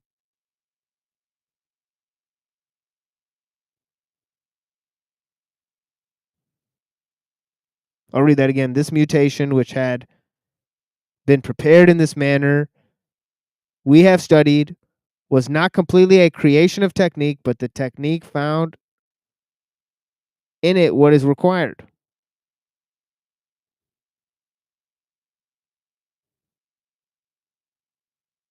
Right, but this line here, he says, for this reason, economic man, a working hypothesis, when economics was only a doctrine, was forced to become a reality. When reality became technical.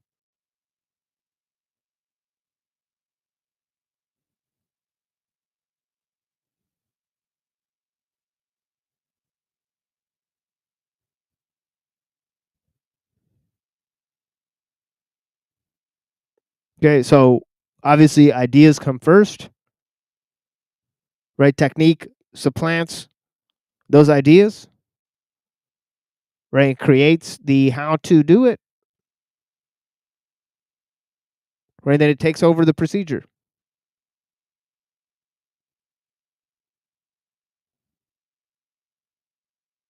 Right? Techniques were available for a long time in the form of ideas and inventions, right? But they have to be integrated into the system as a whole.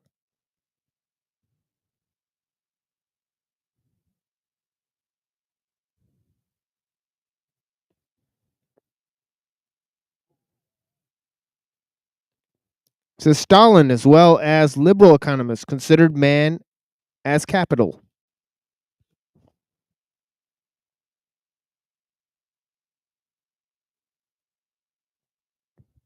Okay, so in order for man to be objectified, he has to be appraised as capital, right?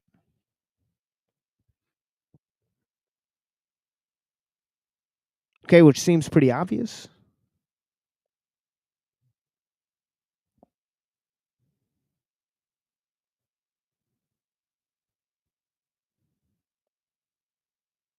Um, Okay, so as Jacques Aventour has shown, that the technical point of view, man must be appraised as capital. To recoil before this conception is merely a sentimental reaction. No efficiency is possible for economic technique in the absence of exact calculation of average human production costs and human profit-making ability. Man is capital, and he must become perfectly adapted to this role. The actions proposed by technique to educate man for this role fall into two distinct categories, he says.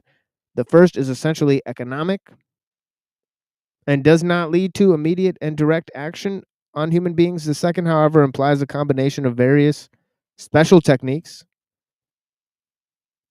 and their intervention into human life. Okay. So we'll continue on with this. We have a few more pages until we get to the end of the chapter on economics and technique, right? And then we're going to move on to economics and the state, and I've laid down huge groundwork for that, as I will next time, right, with our discussions on Hegel. Right, we'll greatly introduce that chapter to you guys, right? And as we've introduced the concept of the state to you guys, right? Yeah. So that's kind of where we're at right now. Okay, and I recorded a video of Krishnamurti, put some music over it. So we'll begin our discussions of Shangzu with this video of Krishnamurti. Okay, so I hope you guys appreciate this video, and it's pretty funny how he what he's saying. I mean, he's like talking about how we can begin to think about the problems we're facing. He first wants to show people that we're having a lot of problems, right? And that we have to think about it together. And the only way to think about it together is to get rid of your preconceived notions about what's going on, so that we can try to solve the problems together. And yeah, I mean, most people, they can't even get to that, right? They can't even get there, right? So yeah, interesting stuff, folks. Yeah, we'll be back in a little bit, right? We got a little bit of music, and of course I had to turn it down a little bit so we could sort of hear Krishnamurti, but it's still, it's not. Must be pretty loud if you have to turn it down. Doesn't really come. Sometimes his voice doesn't really come through that clear, but there's subtitles. So yeah, read and watch and listen, and yeah, we'll be back in about 10 minutes. Blessings, guys.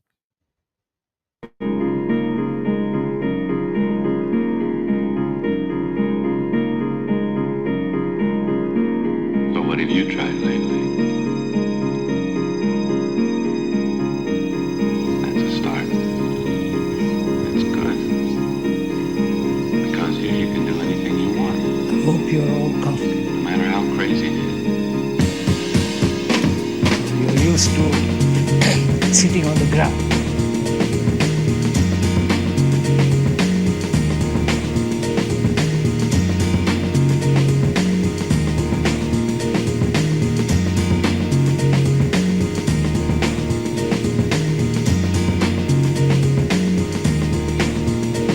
Wherever you go in the world,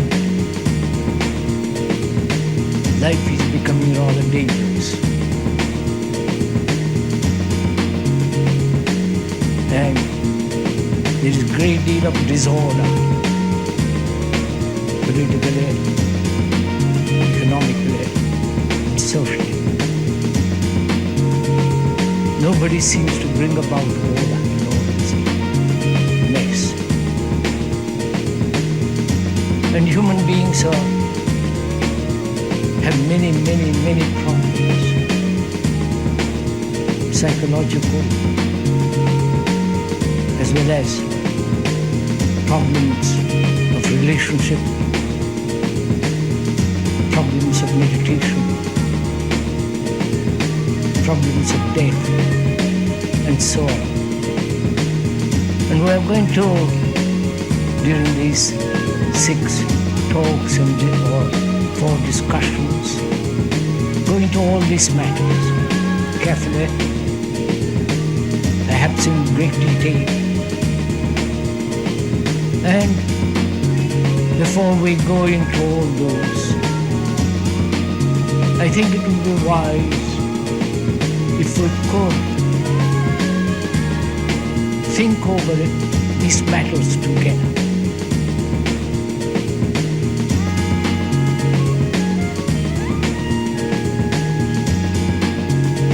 We only seem to think together when there is a great crisis, like war, or great earthquakes, and epidemics. And the moment they are over, we return to our own particular little desires, petty reactions, our own little conflicts, our own personal problems. We never seem to think together. And I think it is very important, if I may, that we should go into this matter first before we go into the human problems, which are very, very complex, that need resolution, that needs human endeavor and clarity. So if we may this morning go into this question of what it is to think together.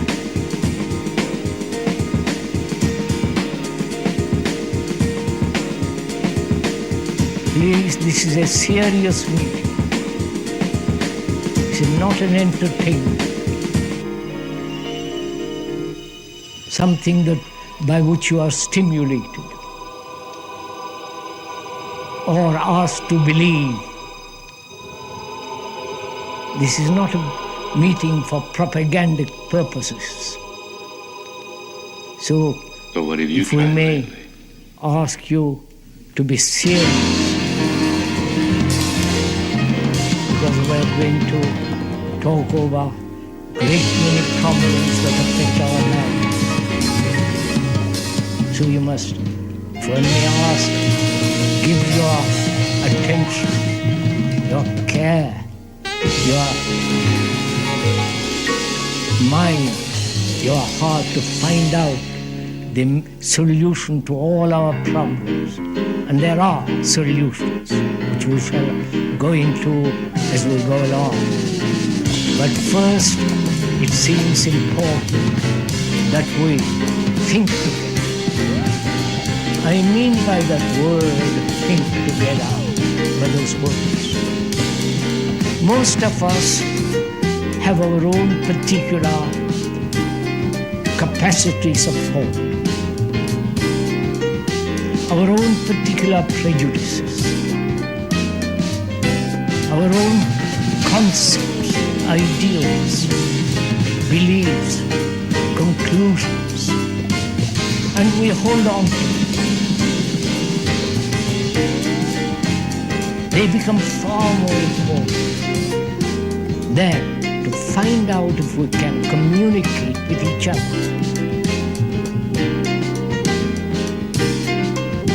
Whether we can think together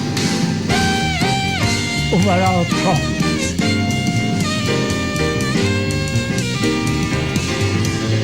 Problems which demand that we both of us together investigate, explore, and we cannot possibly do that if we do not know how to think together.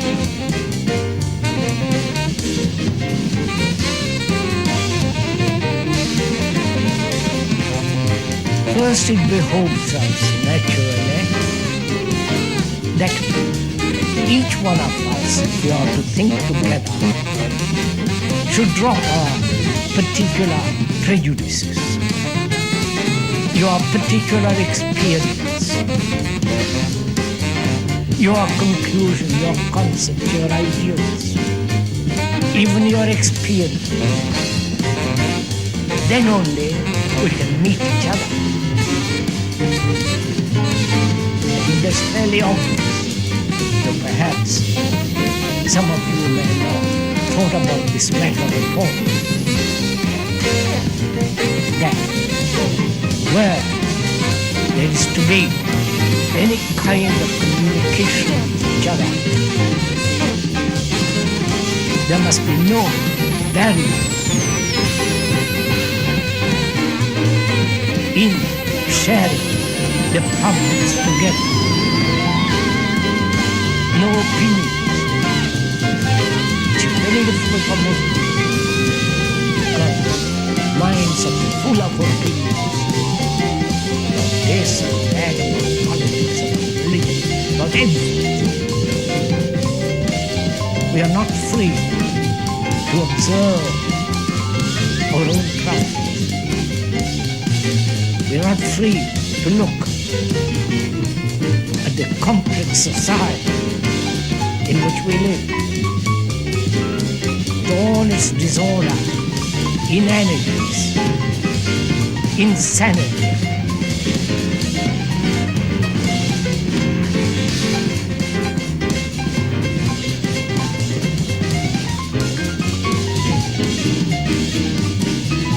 So can we, this morning, think together. Which means that you must, if you will, you're serious.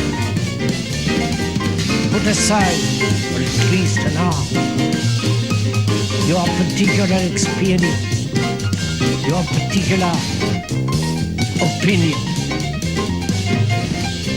one's own special reactions, which are generally rather petty, so that both of us can observe,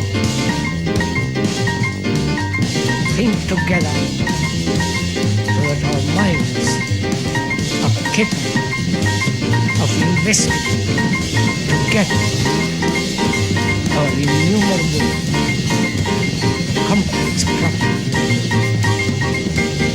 Can we do it?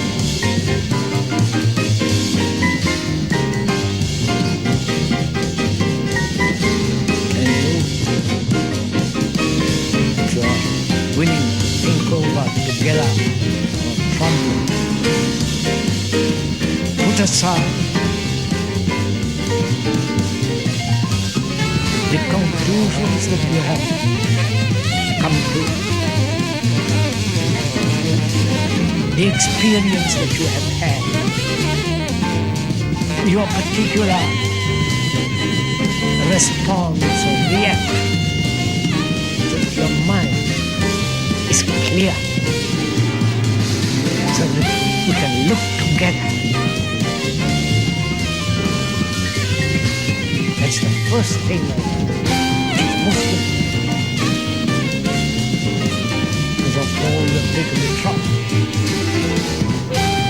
Come. I don't know why you come. But since you have come, since apparently you must be serious, then we must be able to communicate with each other.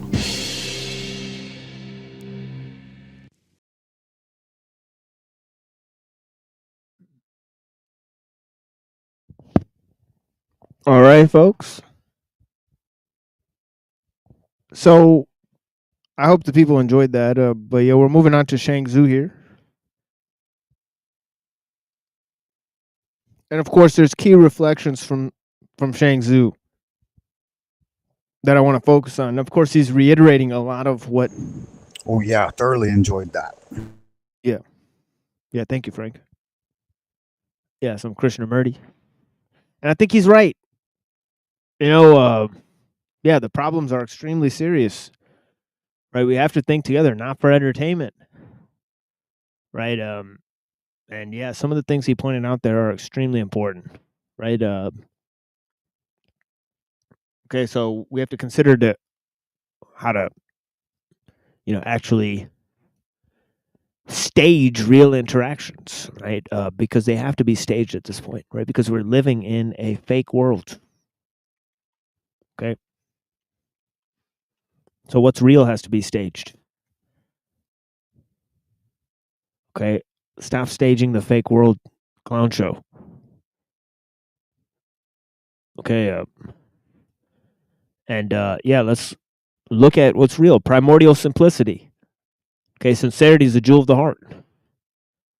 Right. Trust is better than gold. Okay. The best help is unprofessional. Best things in life are free.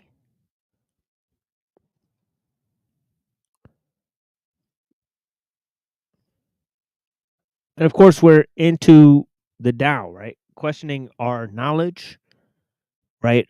Questioning our material constraints, right? Trying to find harmony with nature, right? Being in society, but not being affected by it, right? Using words to gain understanding and not letting words populate our understanding. As he says, name is the guest of reality.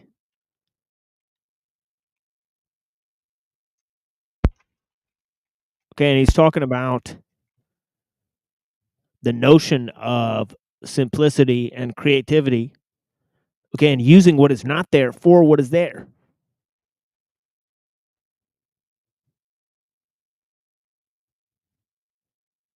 Okay, so he's prescribed several things there.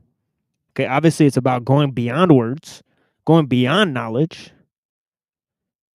right? And as he's as Lao Tzu says,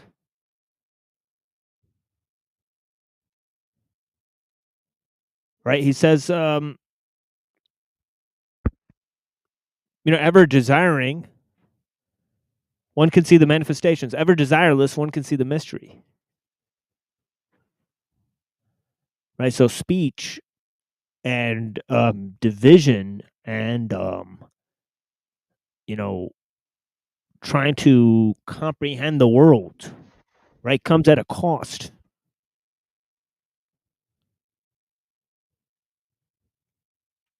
Right, and that cost is the harmony with nature.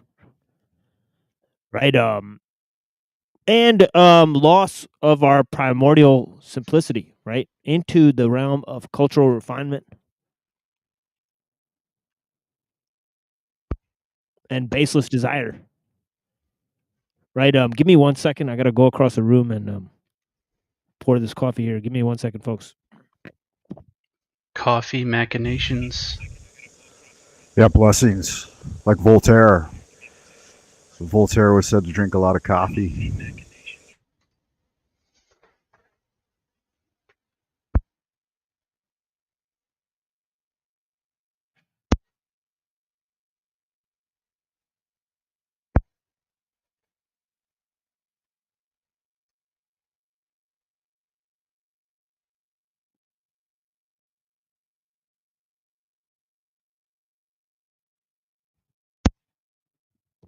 Okay, hopefully that does something. Drip drop. And yeah, maybe it'll do its thing. But yeah, so I was talking about the Shangzu, right? And the first chapter is about unifying things, unifying concepts like big and small, right? And seeing how these two concepts rely on each other, right? Good and bad, right? Okay, body and mind, right? He's going to dispel all of these ideas. Okay, so he's talking about certain concepts that he's relating, okay, maybe refining the thought of Shangzu.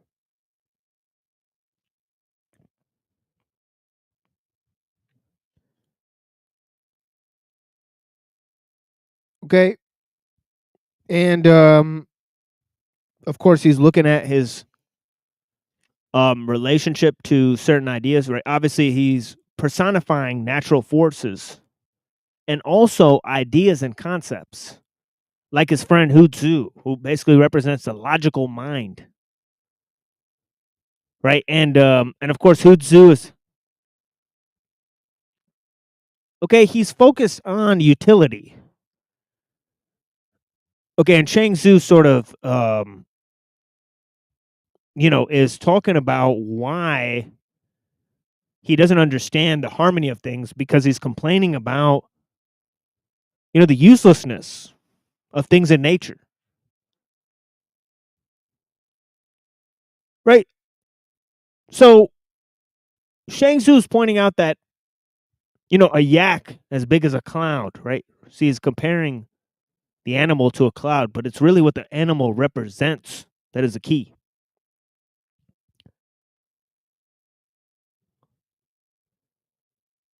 Right? It represents dining on the grass, not chasing small prey, and not falling in a trap. Right? It represents non-action. That's also a sign of strength. Right? A yak or a cloud doesn't have to move. The bigger a cloud is, the less it moves.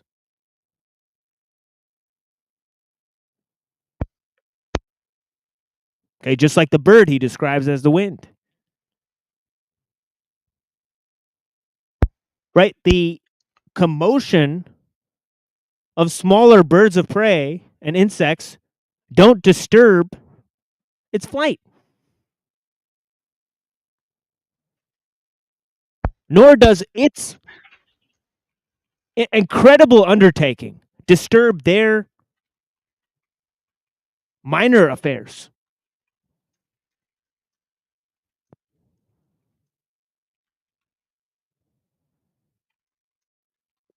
So Hu Tzu describes a tree. Its branches are too big. I mean, its trunk is too big to be cut down. Its branches are too wiry to ever be used for anything. Right? And what does Shang Tzu say to him? He says it's because of its uselessness, it will never succumb to harm. Because of its uniqueness, it will remain. Right? So uniqueness.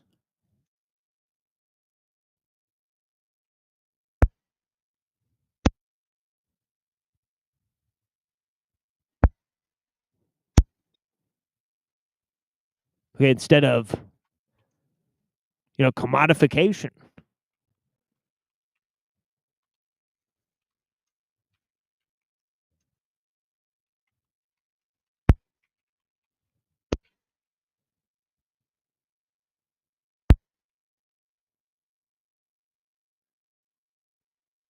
And uselessness instead of utility.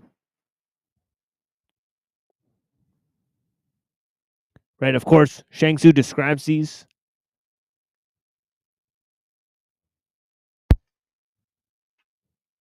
as the main aspect of these exchanges, right? In nature and describing the harmony in nature. Yeah, but I don't know if Frank, have you ever came across the Shang Tzu, or I know you said that you were interested in some of these texts. I don't know if you're here at the moment. But yeah. Yeah. Shang Tzu, I have, but it was a long, long time ago, and I haven't read it in a while. But I do remember a lot of what he quotes does have like direct parallels to the Tao Te Ching. So I'm enjoying listening to this a lot. Yeah.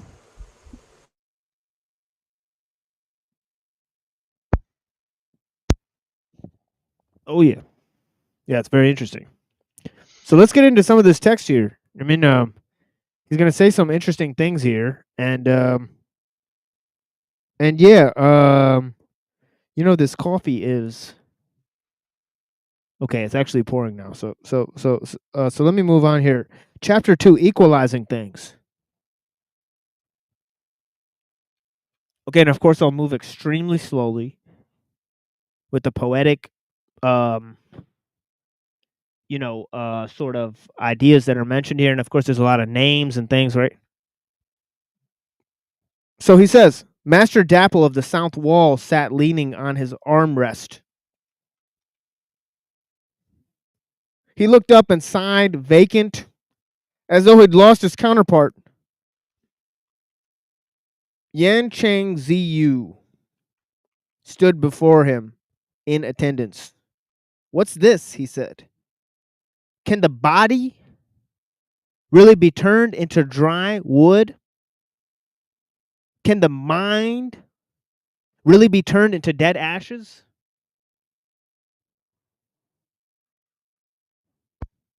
Okay, so see, the body can be refined, right? The mind can be unrefined, right? The body can move from the physical to the mental plane, and the mental plane can move to the physical plane.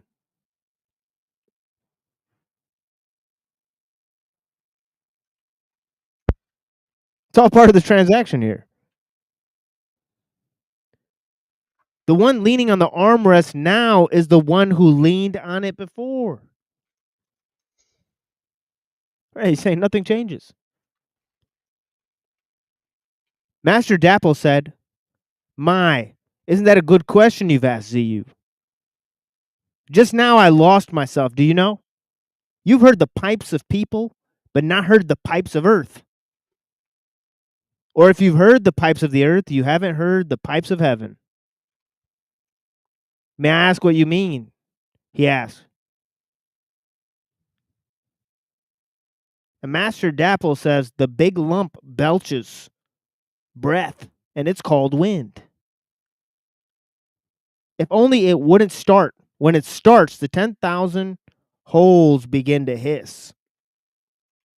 Don't you hear the shh, shh? In the mountain vales, there are great trees, 100 spans around with knots like noses, like mouths, like ears, like sockets, like rings, like mortars, like ditches, like gullies. Right, nature appears to be no different than created objects. Right, or are created objects no different than nature?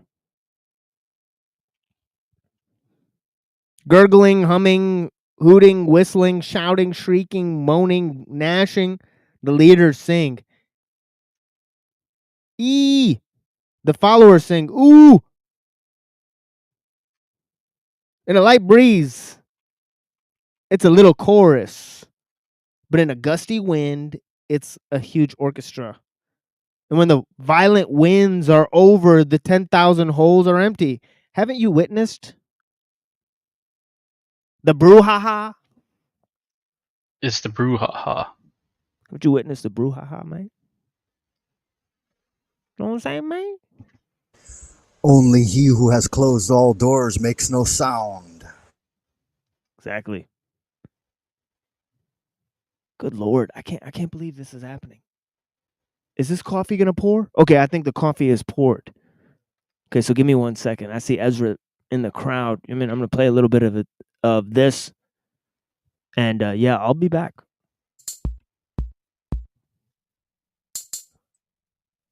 Oh shit.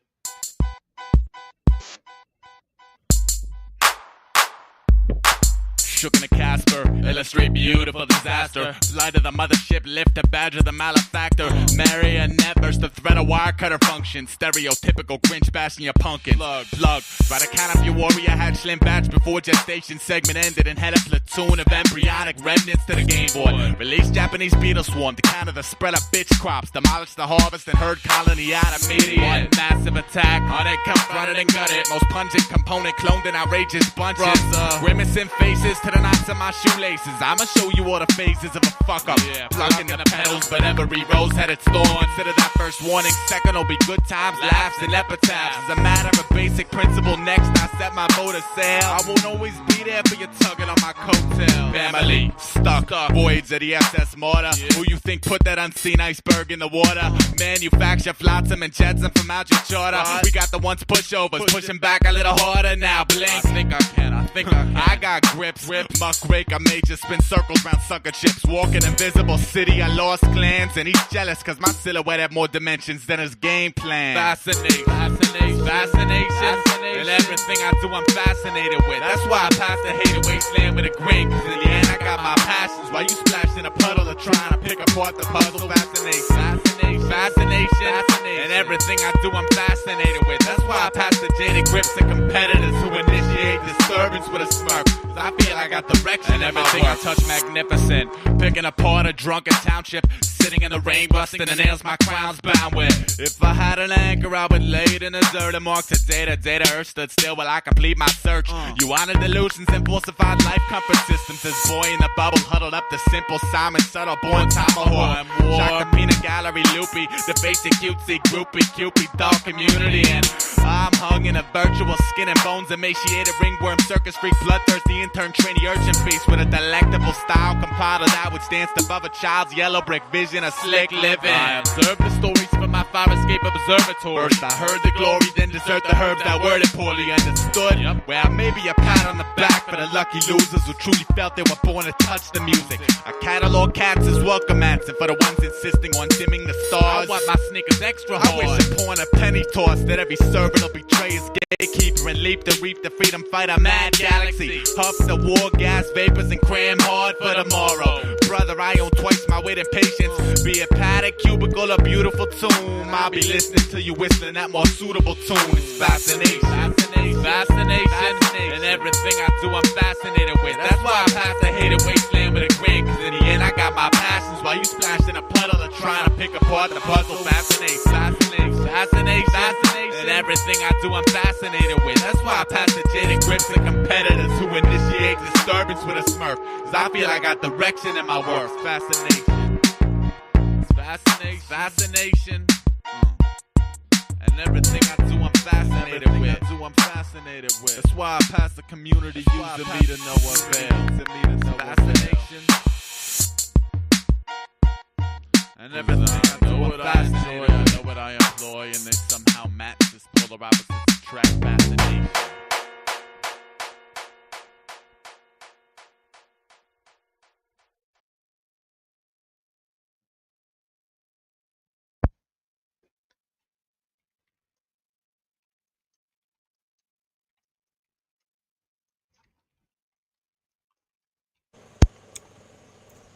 Your blessings.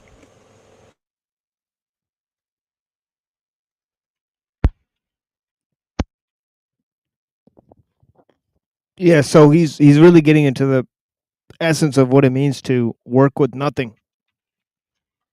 Right? As he says, right, profit comes from what is there, okay? And usefulness comes from what is not there. Right, so he talks about the importance of being and non-being and how they interact with each other. When I spoke about the importance of this last time, right? The notion of categorical concepts, okay, categorical knowledge, okay, the notion of being versus non-being, okay, and the instantiation of becoming to deal with the mess of the whole thing, right?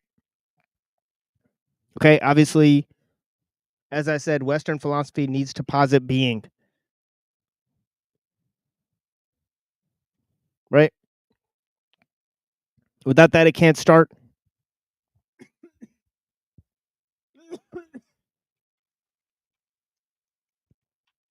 And some people said that because Parmenides said there's no such thing as becoming, he could not get started with the whole thing of philosophy, right? Right, but instead of linking being and becoming, right, the Tao links being and non-being. Right, so it's closer to Parmenides and closer to the way that goes in the anti-philosophical way. Right? Okay, because you can't begin philosophizing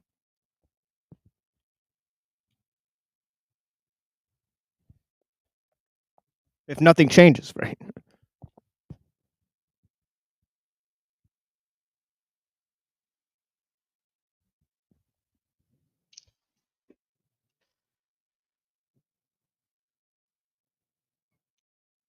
So he goes on to say, he says, so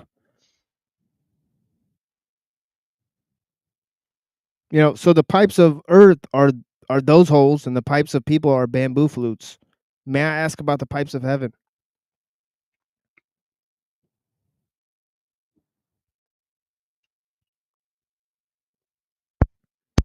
Master Dapple said, blowing the 10,000 differences, making each be itself and all choose themselves. See, get that?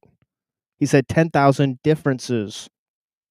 Right? Ever desiring, one can see the manifestations. Right? Without desiring and beginning to name things, right, in words, everything is just one.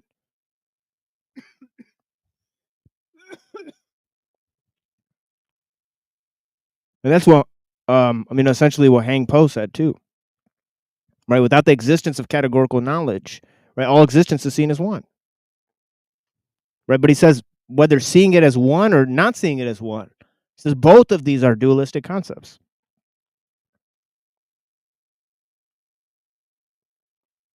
Because he says reality and your perception of it are one.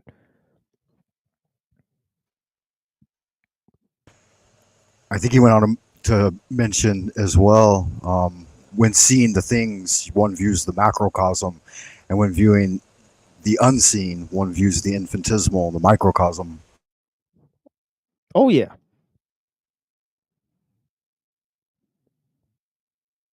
Yeah, to look at a leaf, you got to zone out the tree.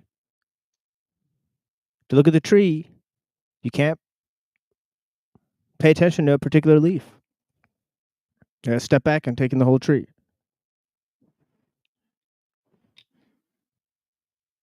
So it says, Master Dapple said, blowing 10,000 differences, making each be itself and all choose themselves. Who provokes it?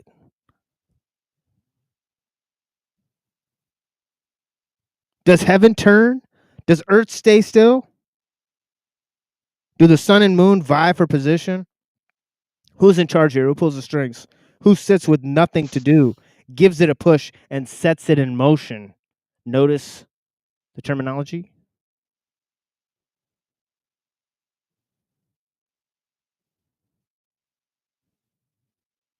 Right? Nothing is compelled or pulled into anything, right? All the things vie for themselves, right? All of existence begins with a push.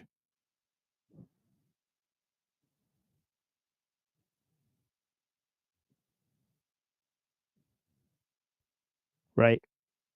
And this is exactly what Aristotle got right about the prime mover, but what he got wrong was that he took that creature and made it susceptible to the laws of nature.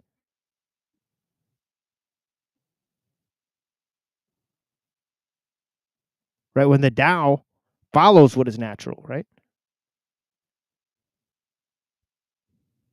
Right? As he says, man follows the earth, earth follows heaven, and heaven follows the Tao, and Tao follows what is natural. Right? To paraphrase.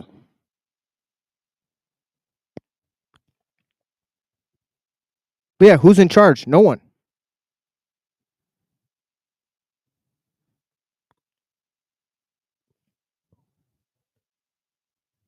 Right? Nothing is pulled. Right? Everything starts with a push, and then everything's on its own. Right? Do you think it's locked in motion and can't be stopped? He asks. Or do you think it's spinning out of control and can't show itself? Slow itself down. Do the clouds make the do the clouds make the rain, or does the rain make the clouds? Who rumbles all this out?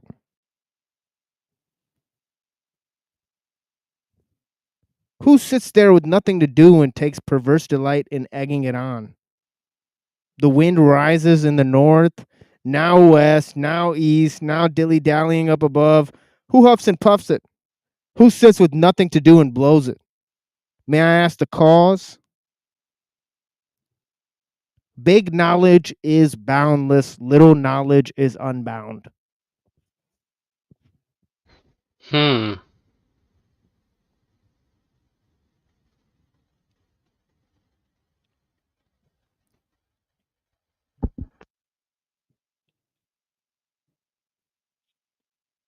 it's going to be very close to something he says later, where he says life is bounded and knowledge is unbounded. Using the bounded to follow the unbounded is dangerous.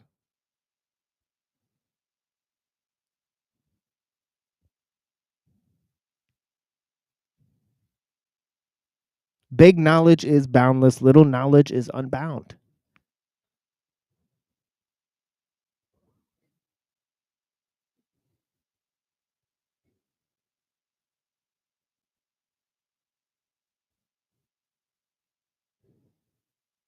Okay, what's big knowledge? It's all encompassing, oneness, and relation. What's little knowledge? Is infinite plenitude, right? Particularity. Infinite divisions within a finite boundary. The infinity of knowledge itself.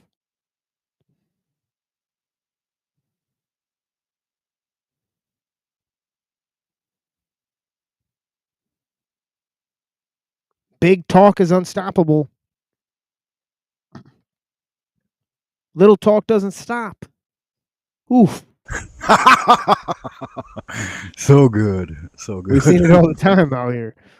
It's sad trombone. Sounds like the panel verse. Definitely does.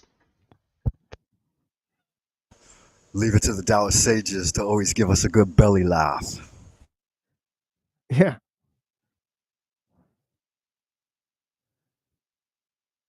And sound, sleep, spirits mingle, on waking, bodies open out. They greet and grapple and use their minds all day to struggle. The humble ones, the high ones, the hidden ones, the little fears panic, the big fears is calm. You ever experienced a big fear, folks? Oh, it's real calming. Oh, yeah. In the face of the deep.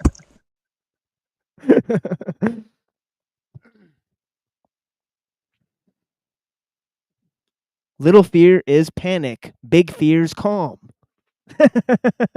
Ain't that something? Paranoid chillin'. Paranoid chillin'.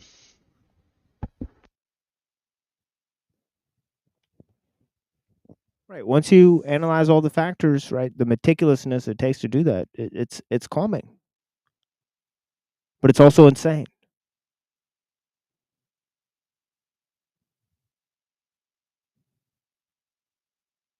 It's an insane process.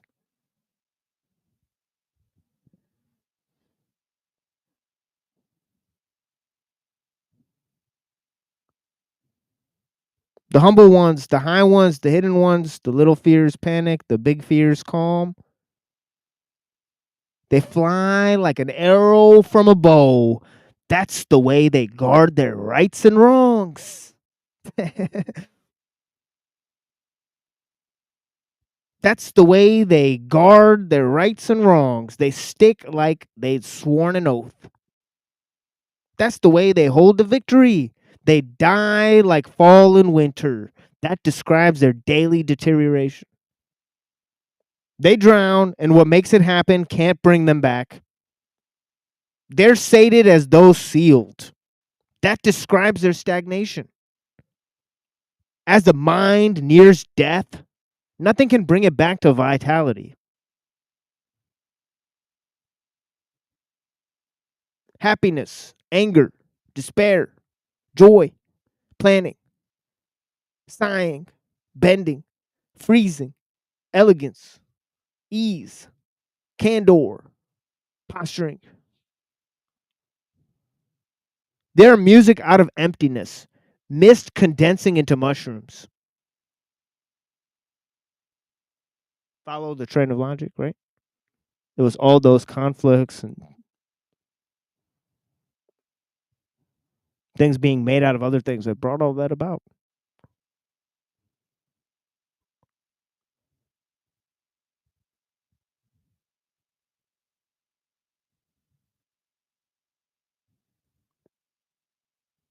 Day and night, they alternate in front of us, and without our knowing.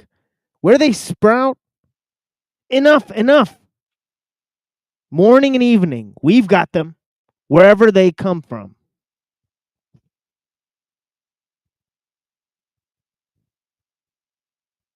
Without them, there would not be me. Without me, there would be nothing to choose.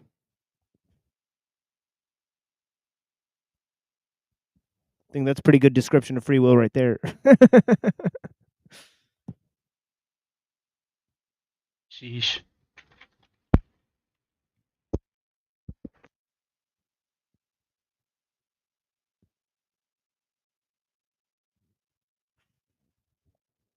This is close, but no one knows what makes it like this. It seems as though there is a true master, but you can't get a glimpse of it.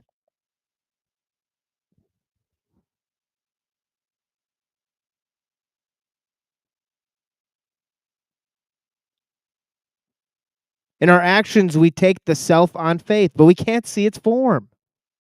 Huh.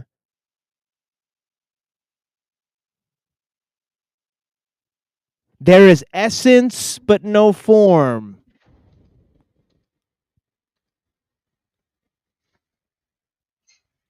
Primordial essence and no form. Total refutation. Primal simplicity, perhaps? Total refutation of form.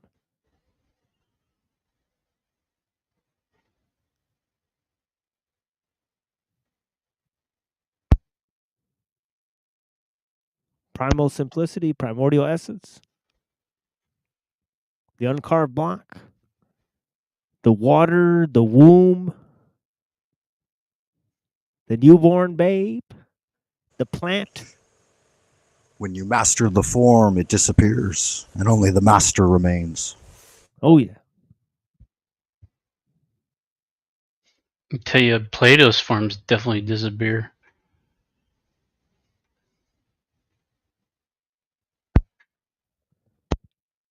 Yeah, Aristotle said there's a dialectic between two things, essence and form. Shang Tzu saying there's essence but no form. Name is the guest of reality. And there's essence and no form. There's no form, there's no name. There's just reality, just essence. No mediation. Oh, yeah. And pure activity. With no contemplation behind it. It's action without thought. Almost based on like habit. Trying to say it does it out of habit. Nature does what it does out of habit.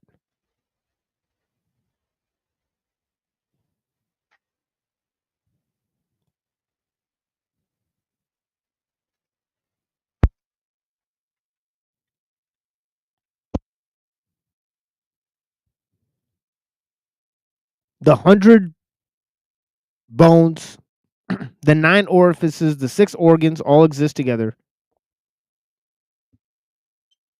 Which one is closest to me?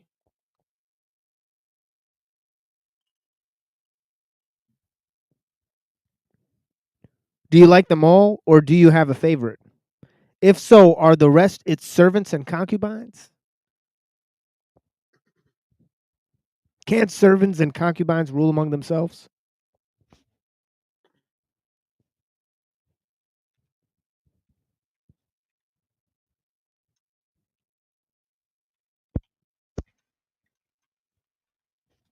Right.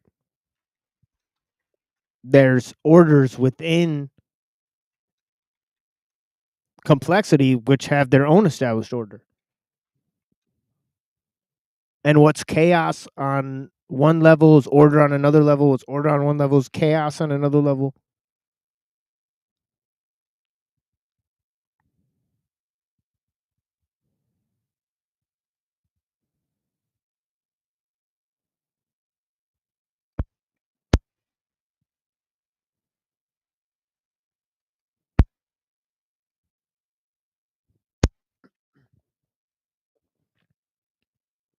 Can they use I'm sorry. Can they take turns being Lord and servant? But if there's a true Lord among them, whether I find its essence or not makes no difference to its truth. Once you take a complete form, you don't forget until the end.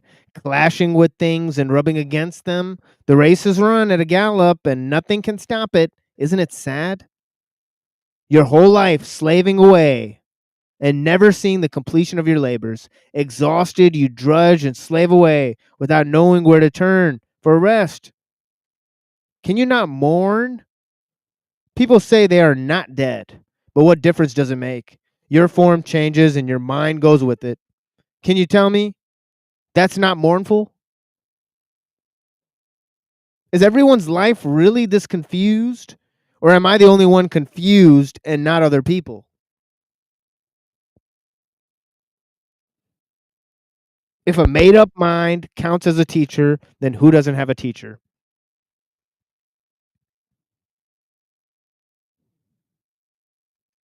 Right. The way that can be followed is not the eternal way.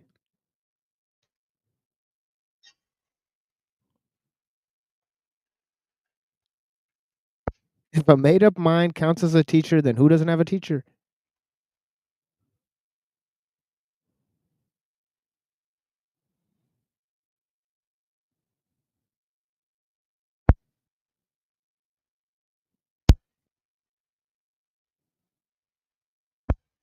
Why should it just be the self-chosen experts on the order of things who have them? Stupid people would have them too. But to have right and wrong before you've made up your mind, that's like leaving for you today and getting there yesterday. That's like saying what isn't is. What isn't is. Even the spiritual sage, you couldn't make sense of that. How could I?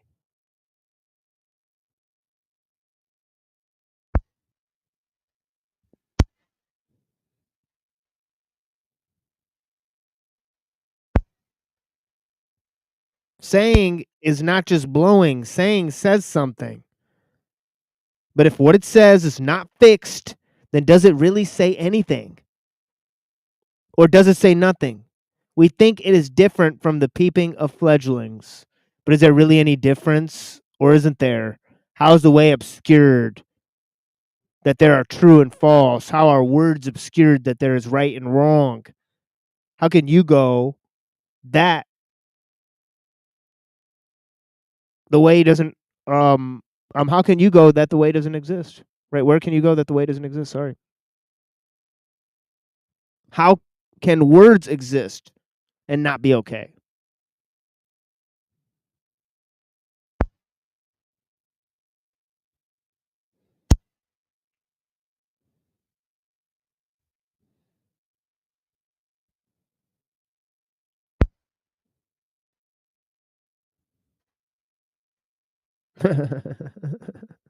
It's funny because that's what they're talking about.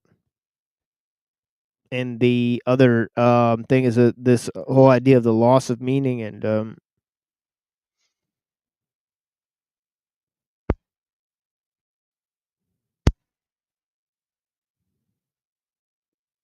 yeah, he says the way is obscured by small completions. Words are obscured by glory and show. So we can have the rights and wrongs of the Confucians and the Mohists.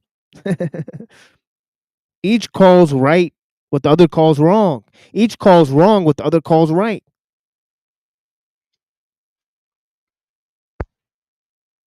So he's very much against the philosophies of the time, the competing philosophies of the time, right? But if you want to right their wrongs and wrong their rights, it's better to show them. Okay, it's better to throw them open to light, he says, right? That's right. If you want to talk about what's the problem,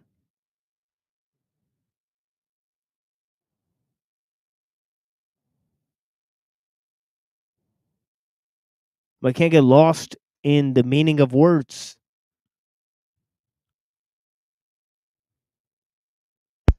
and fixed concepts.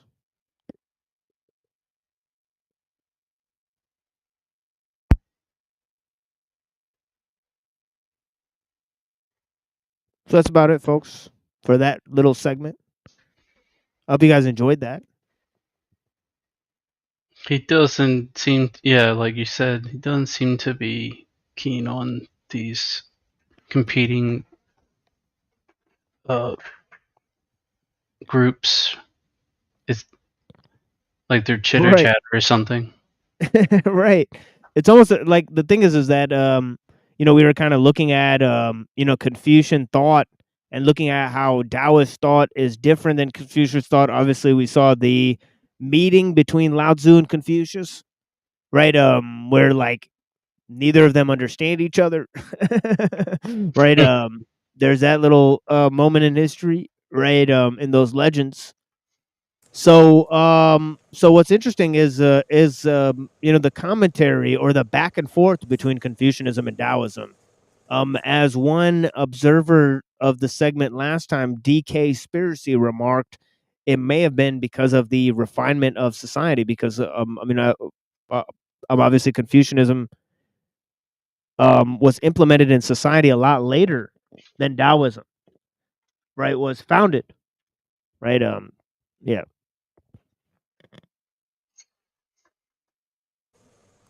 Yeah, reportedly, Confucius said after having met Lao Tzu that I have met Lao Tzu today, and he is a celestial dragon. Right, we read that one. No shit. Right. Yeah, and he said I've seen tons of. He said I've seen all things from all across the world. But I've never laid eyes on anything like Lao Tzu. Right, who he said is like a celestial dragon. Yeah.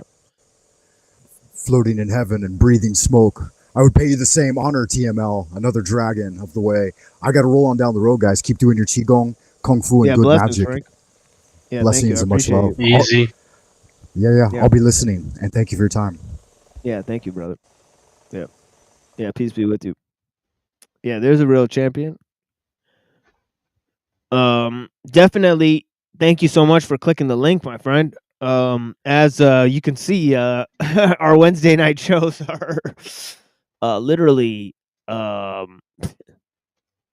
lacking participation for whatever reason. Right. Okay, and yeah, I mean, yeah, what do you guys want to do?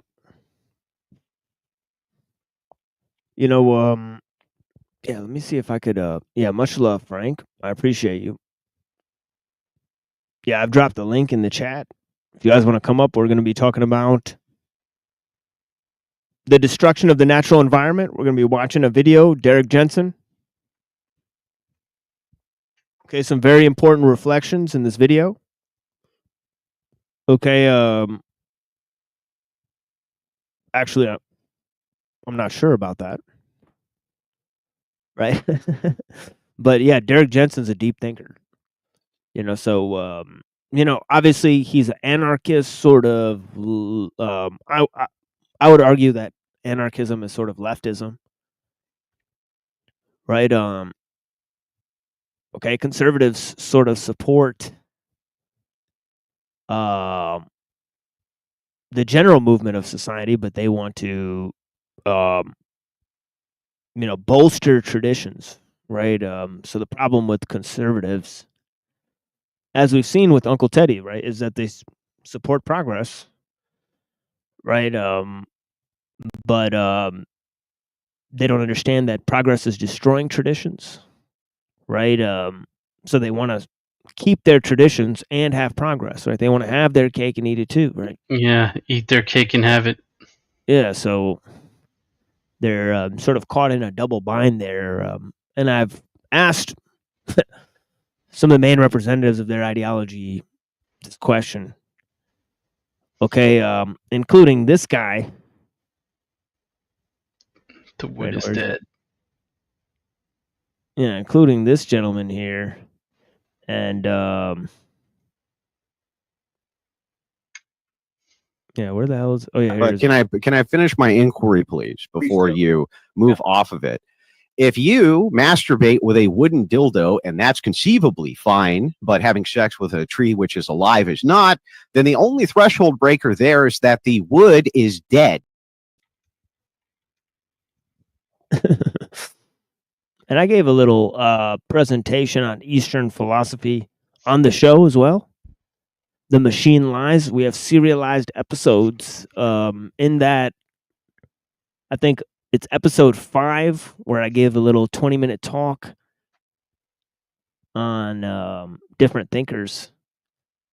And I think I gave the story about Shang Tzu and the tree, and and all that stuff. So I've said that on the show before, right? It's a very, I think, important story, and I mean, as we've seen, Lao Tzu is very keen on the fact that you cannot improve nature. Right? He says if you try to change it, you'll ruin it. Right? It's a very stern declaration that he gives. You ruin it, but also sometimes it ruins you. Right. So check this out. In Jensen's idea, right, and we looked at his idea earlier. Pretty Taoist concept, honestly. Relating back to chapter 80, right?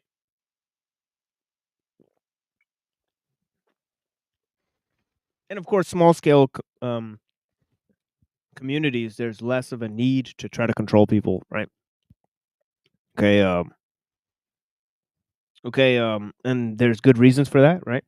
Because there's more of a natural form of organization. Right? People are more reliant on their families and on the division of labor in the society, right? Okay, really profound types of liberalism and atomism are really, individualism are only possible within a technical society, right? People in a village had to be interdependent. They're forced to be interdependent, or they succumb to the forces of nature. Right? So, as I said, you can't ghost somebody in a village, right? So these are important things to consider, folks. Okay, and if anybody wants to join the panel, it would be greatly appreciated because there's been a little drought in terms of participation. I'm happy to have this coffee because there's little to no like sustenance, like participation, like value from conversations online, other than with Reddington and a few others, and yeah, honestly,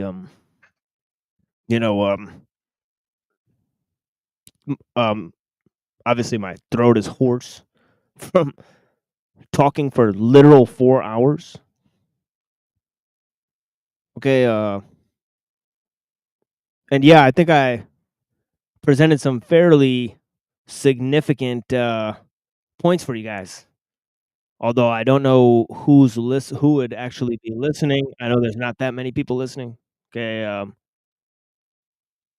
and I'm actually not sure how many viewers there are. It says about 20, but I don't know how many are watching from my channel and how many from the other channels. Because people are kind enough to restream. There's many people who find value in these presentations. Okay, if there wasn't a numerous amount of people who found value in these presentations, I would not be doing this at all. Okay, because other than recording serialized material that I could somehow turn into something, either transcripts or presentations in the future, right? I find little to no value. I mean, I get no value in terms of monetary, right? But yeah, I do put this little banner at the bottom, right? But yeah, it's not necessary to either donate or any of that stuff, because that's not really the reason I'm doing this. Right, the main reason I'm doing this is to serialize presentations, right, so that we could gain recordings of the development of these ideas, right, which are brought in basically very rare form, right, very original, right, because there's no other shows that are pretty much doing. I don't want to say this level of analysis because that's cliche, but I want to say this type of I guess infotainment or whatever. I mean, there are channels who do infotainment, but it's not like this. I mean, and there's not usual like audience participation usually, right? Okay, so that's the thing. Again, the link is in the chat. So what we really want, okay, we're not looking for donations. Okay, we're not looking for clicks and views. We're not looking to be connected with high profile people, right? If high profile people come on this panel, they'll be treated just like everyone else. Okay, there's no consideration for your clout. There's no consideration for your number of subscribers. Okay, the only consideration we have is the level of conversation. So if people want to participate, okay, and of course we love our friend Televised Apocalypse. We love our friend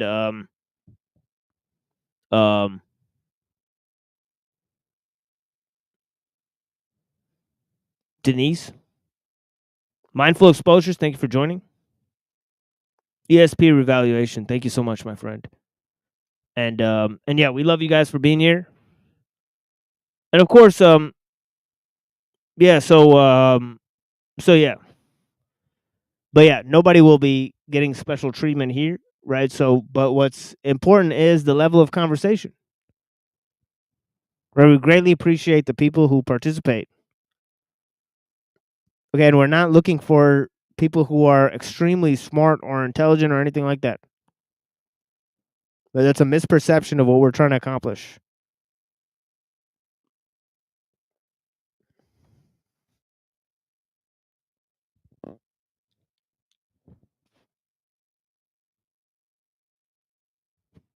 But yeah. So anyways, I was going to read this chapter 80 here from the Tao Te Ching.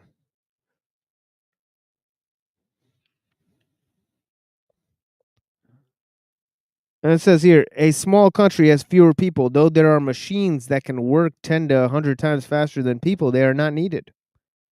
The people take death seriously and do not travel far. Though they have boats and carriages, no one uses them.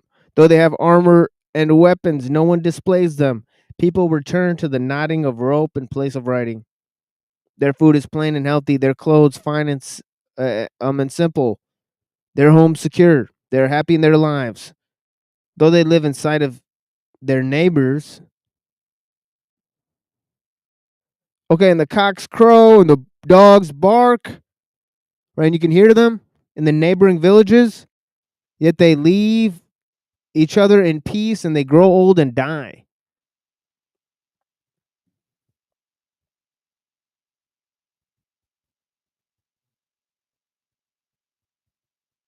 Okay, so now let's read this notion of community forestry.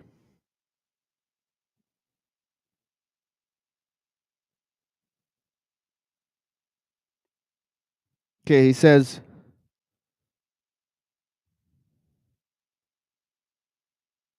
okay, this is actually like a page and a half here.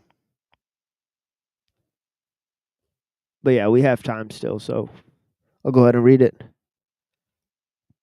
I've read this many times here, right? And we'll continue on with this reading soon. Okay, after we watch a little presentation. Right, but I'll read a little bit of this now and the majority of it later, right? So he says that okay, he wants restoration forestry. Right, that restores ecological and genetic diversity and soil nutrients. Right, he says restoration forestry assists nature to heal degraded forests and bring them back to a state of biological productivity. And obviously, part of this means replanting wild nature. Right, and he says it means many people will be employed in the woods. Not less, using smaller machines. Okay, so that's already in line with the Tao there. Right, and more reliance on draft animals. means smaller mills, more value-added processing close to wood source, minimal waste, maximum recycling. Right, and he also proposes ecology, right? Not only restoring the forest to their healthy growth, right, but also helping the ecology, helping foster a better ecological health in general for the systems of life, right, that are based in wild nature. Right, and he says an ecologist would protect or restore fully functioning forest ecosystems, consider fiber production for human use to be completely subordinated to full range of natural ecosystem functions. And he says the only way to accomplish this is for local communities to take control of their forests. Right? And he proposes for this community forestry. Community forestry is village level forestry activity decided on collectively and implemented on communal land where local populations participate in the planning, establishing, and harvesting of forest crops, and so receive a major portion of the socioeconomic and ecological benefits from the forest. Successful community forestry requires genuine popular participation in decision making. Experience has proven time and again that participation is more than a development cliche. It is absolute necessity if goals are to be met. But working with people rather than policing them is a new role for many foresters. Community forestry has the following characteristics. The local community controls a clearly and legally defined area of forest. The local community is free from governmental and outside pressure concerning the utilization of that forest. If the forestry involves commercial sale of timber and other products, then community is free from economic exploitation of markets or other pressure from outside forces. The community has long-term security of tenure over forest and sees its future as being tied to the forest. So yeah, very interesting. Community forestry.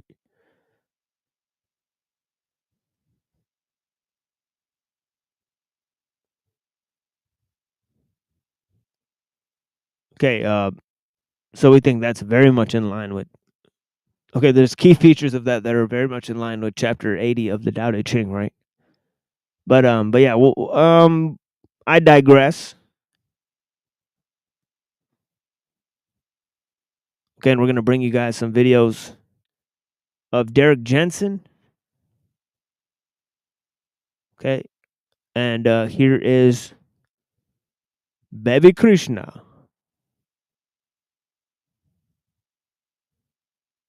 To end our discussion on the Tao and Eastern philosophy. Okay, I've recorded a video for this.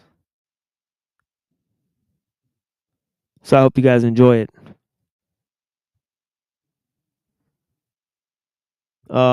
Actually, you know what? We'll play that at the end of the show. Okay, we'll play Discovering by Solar Fields right now. Nice. I mean, I played this so many times on the show, but yeah, it's a real banger. I like Sky Trees too. Yeah.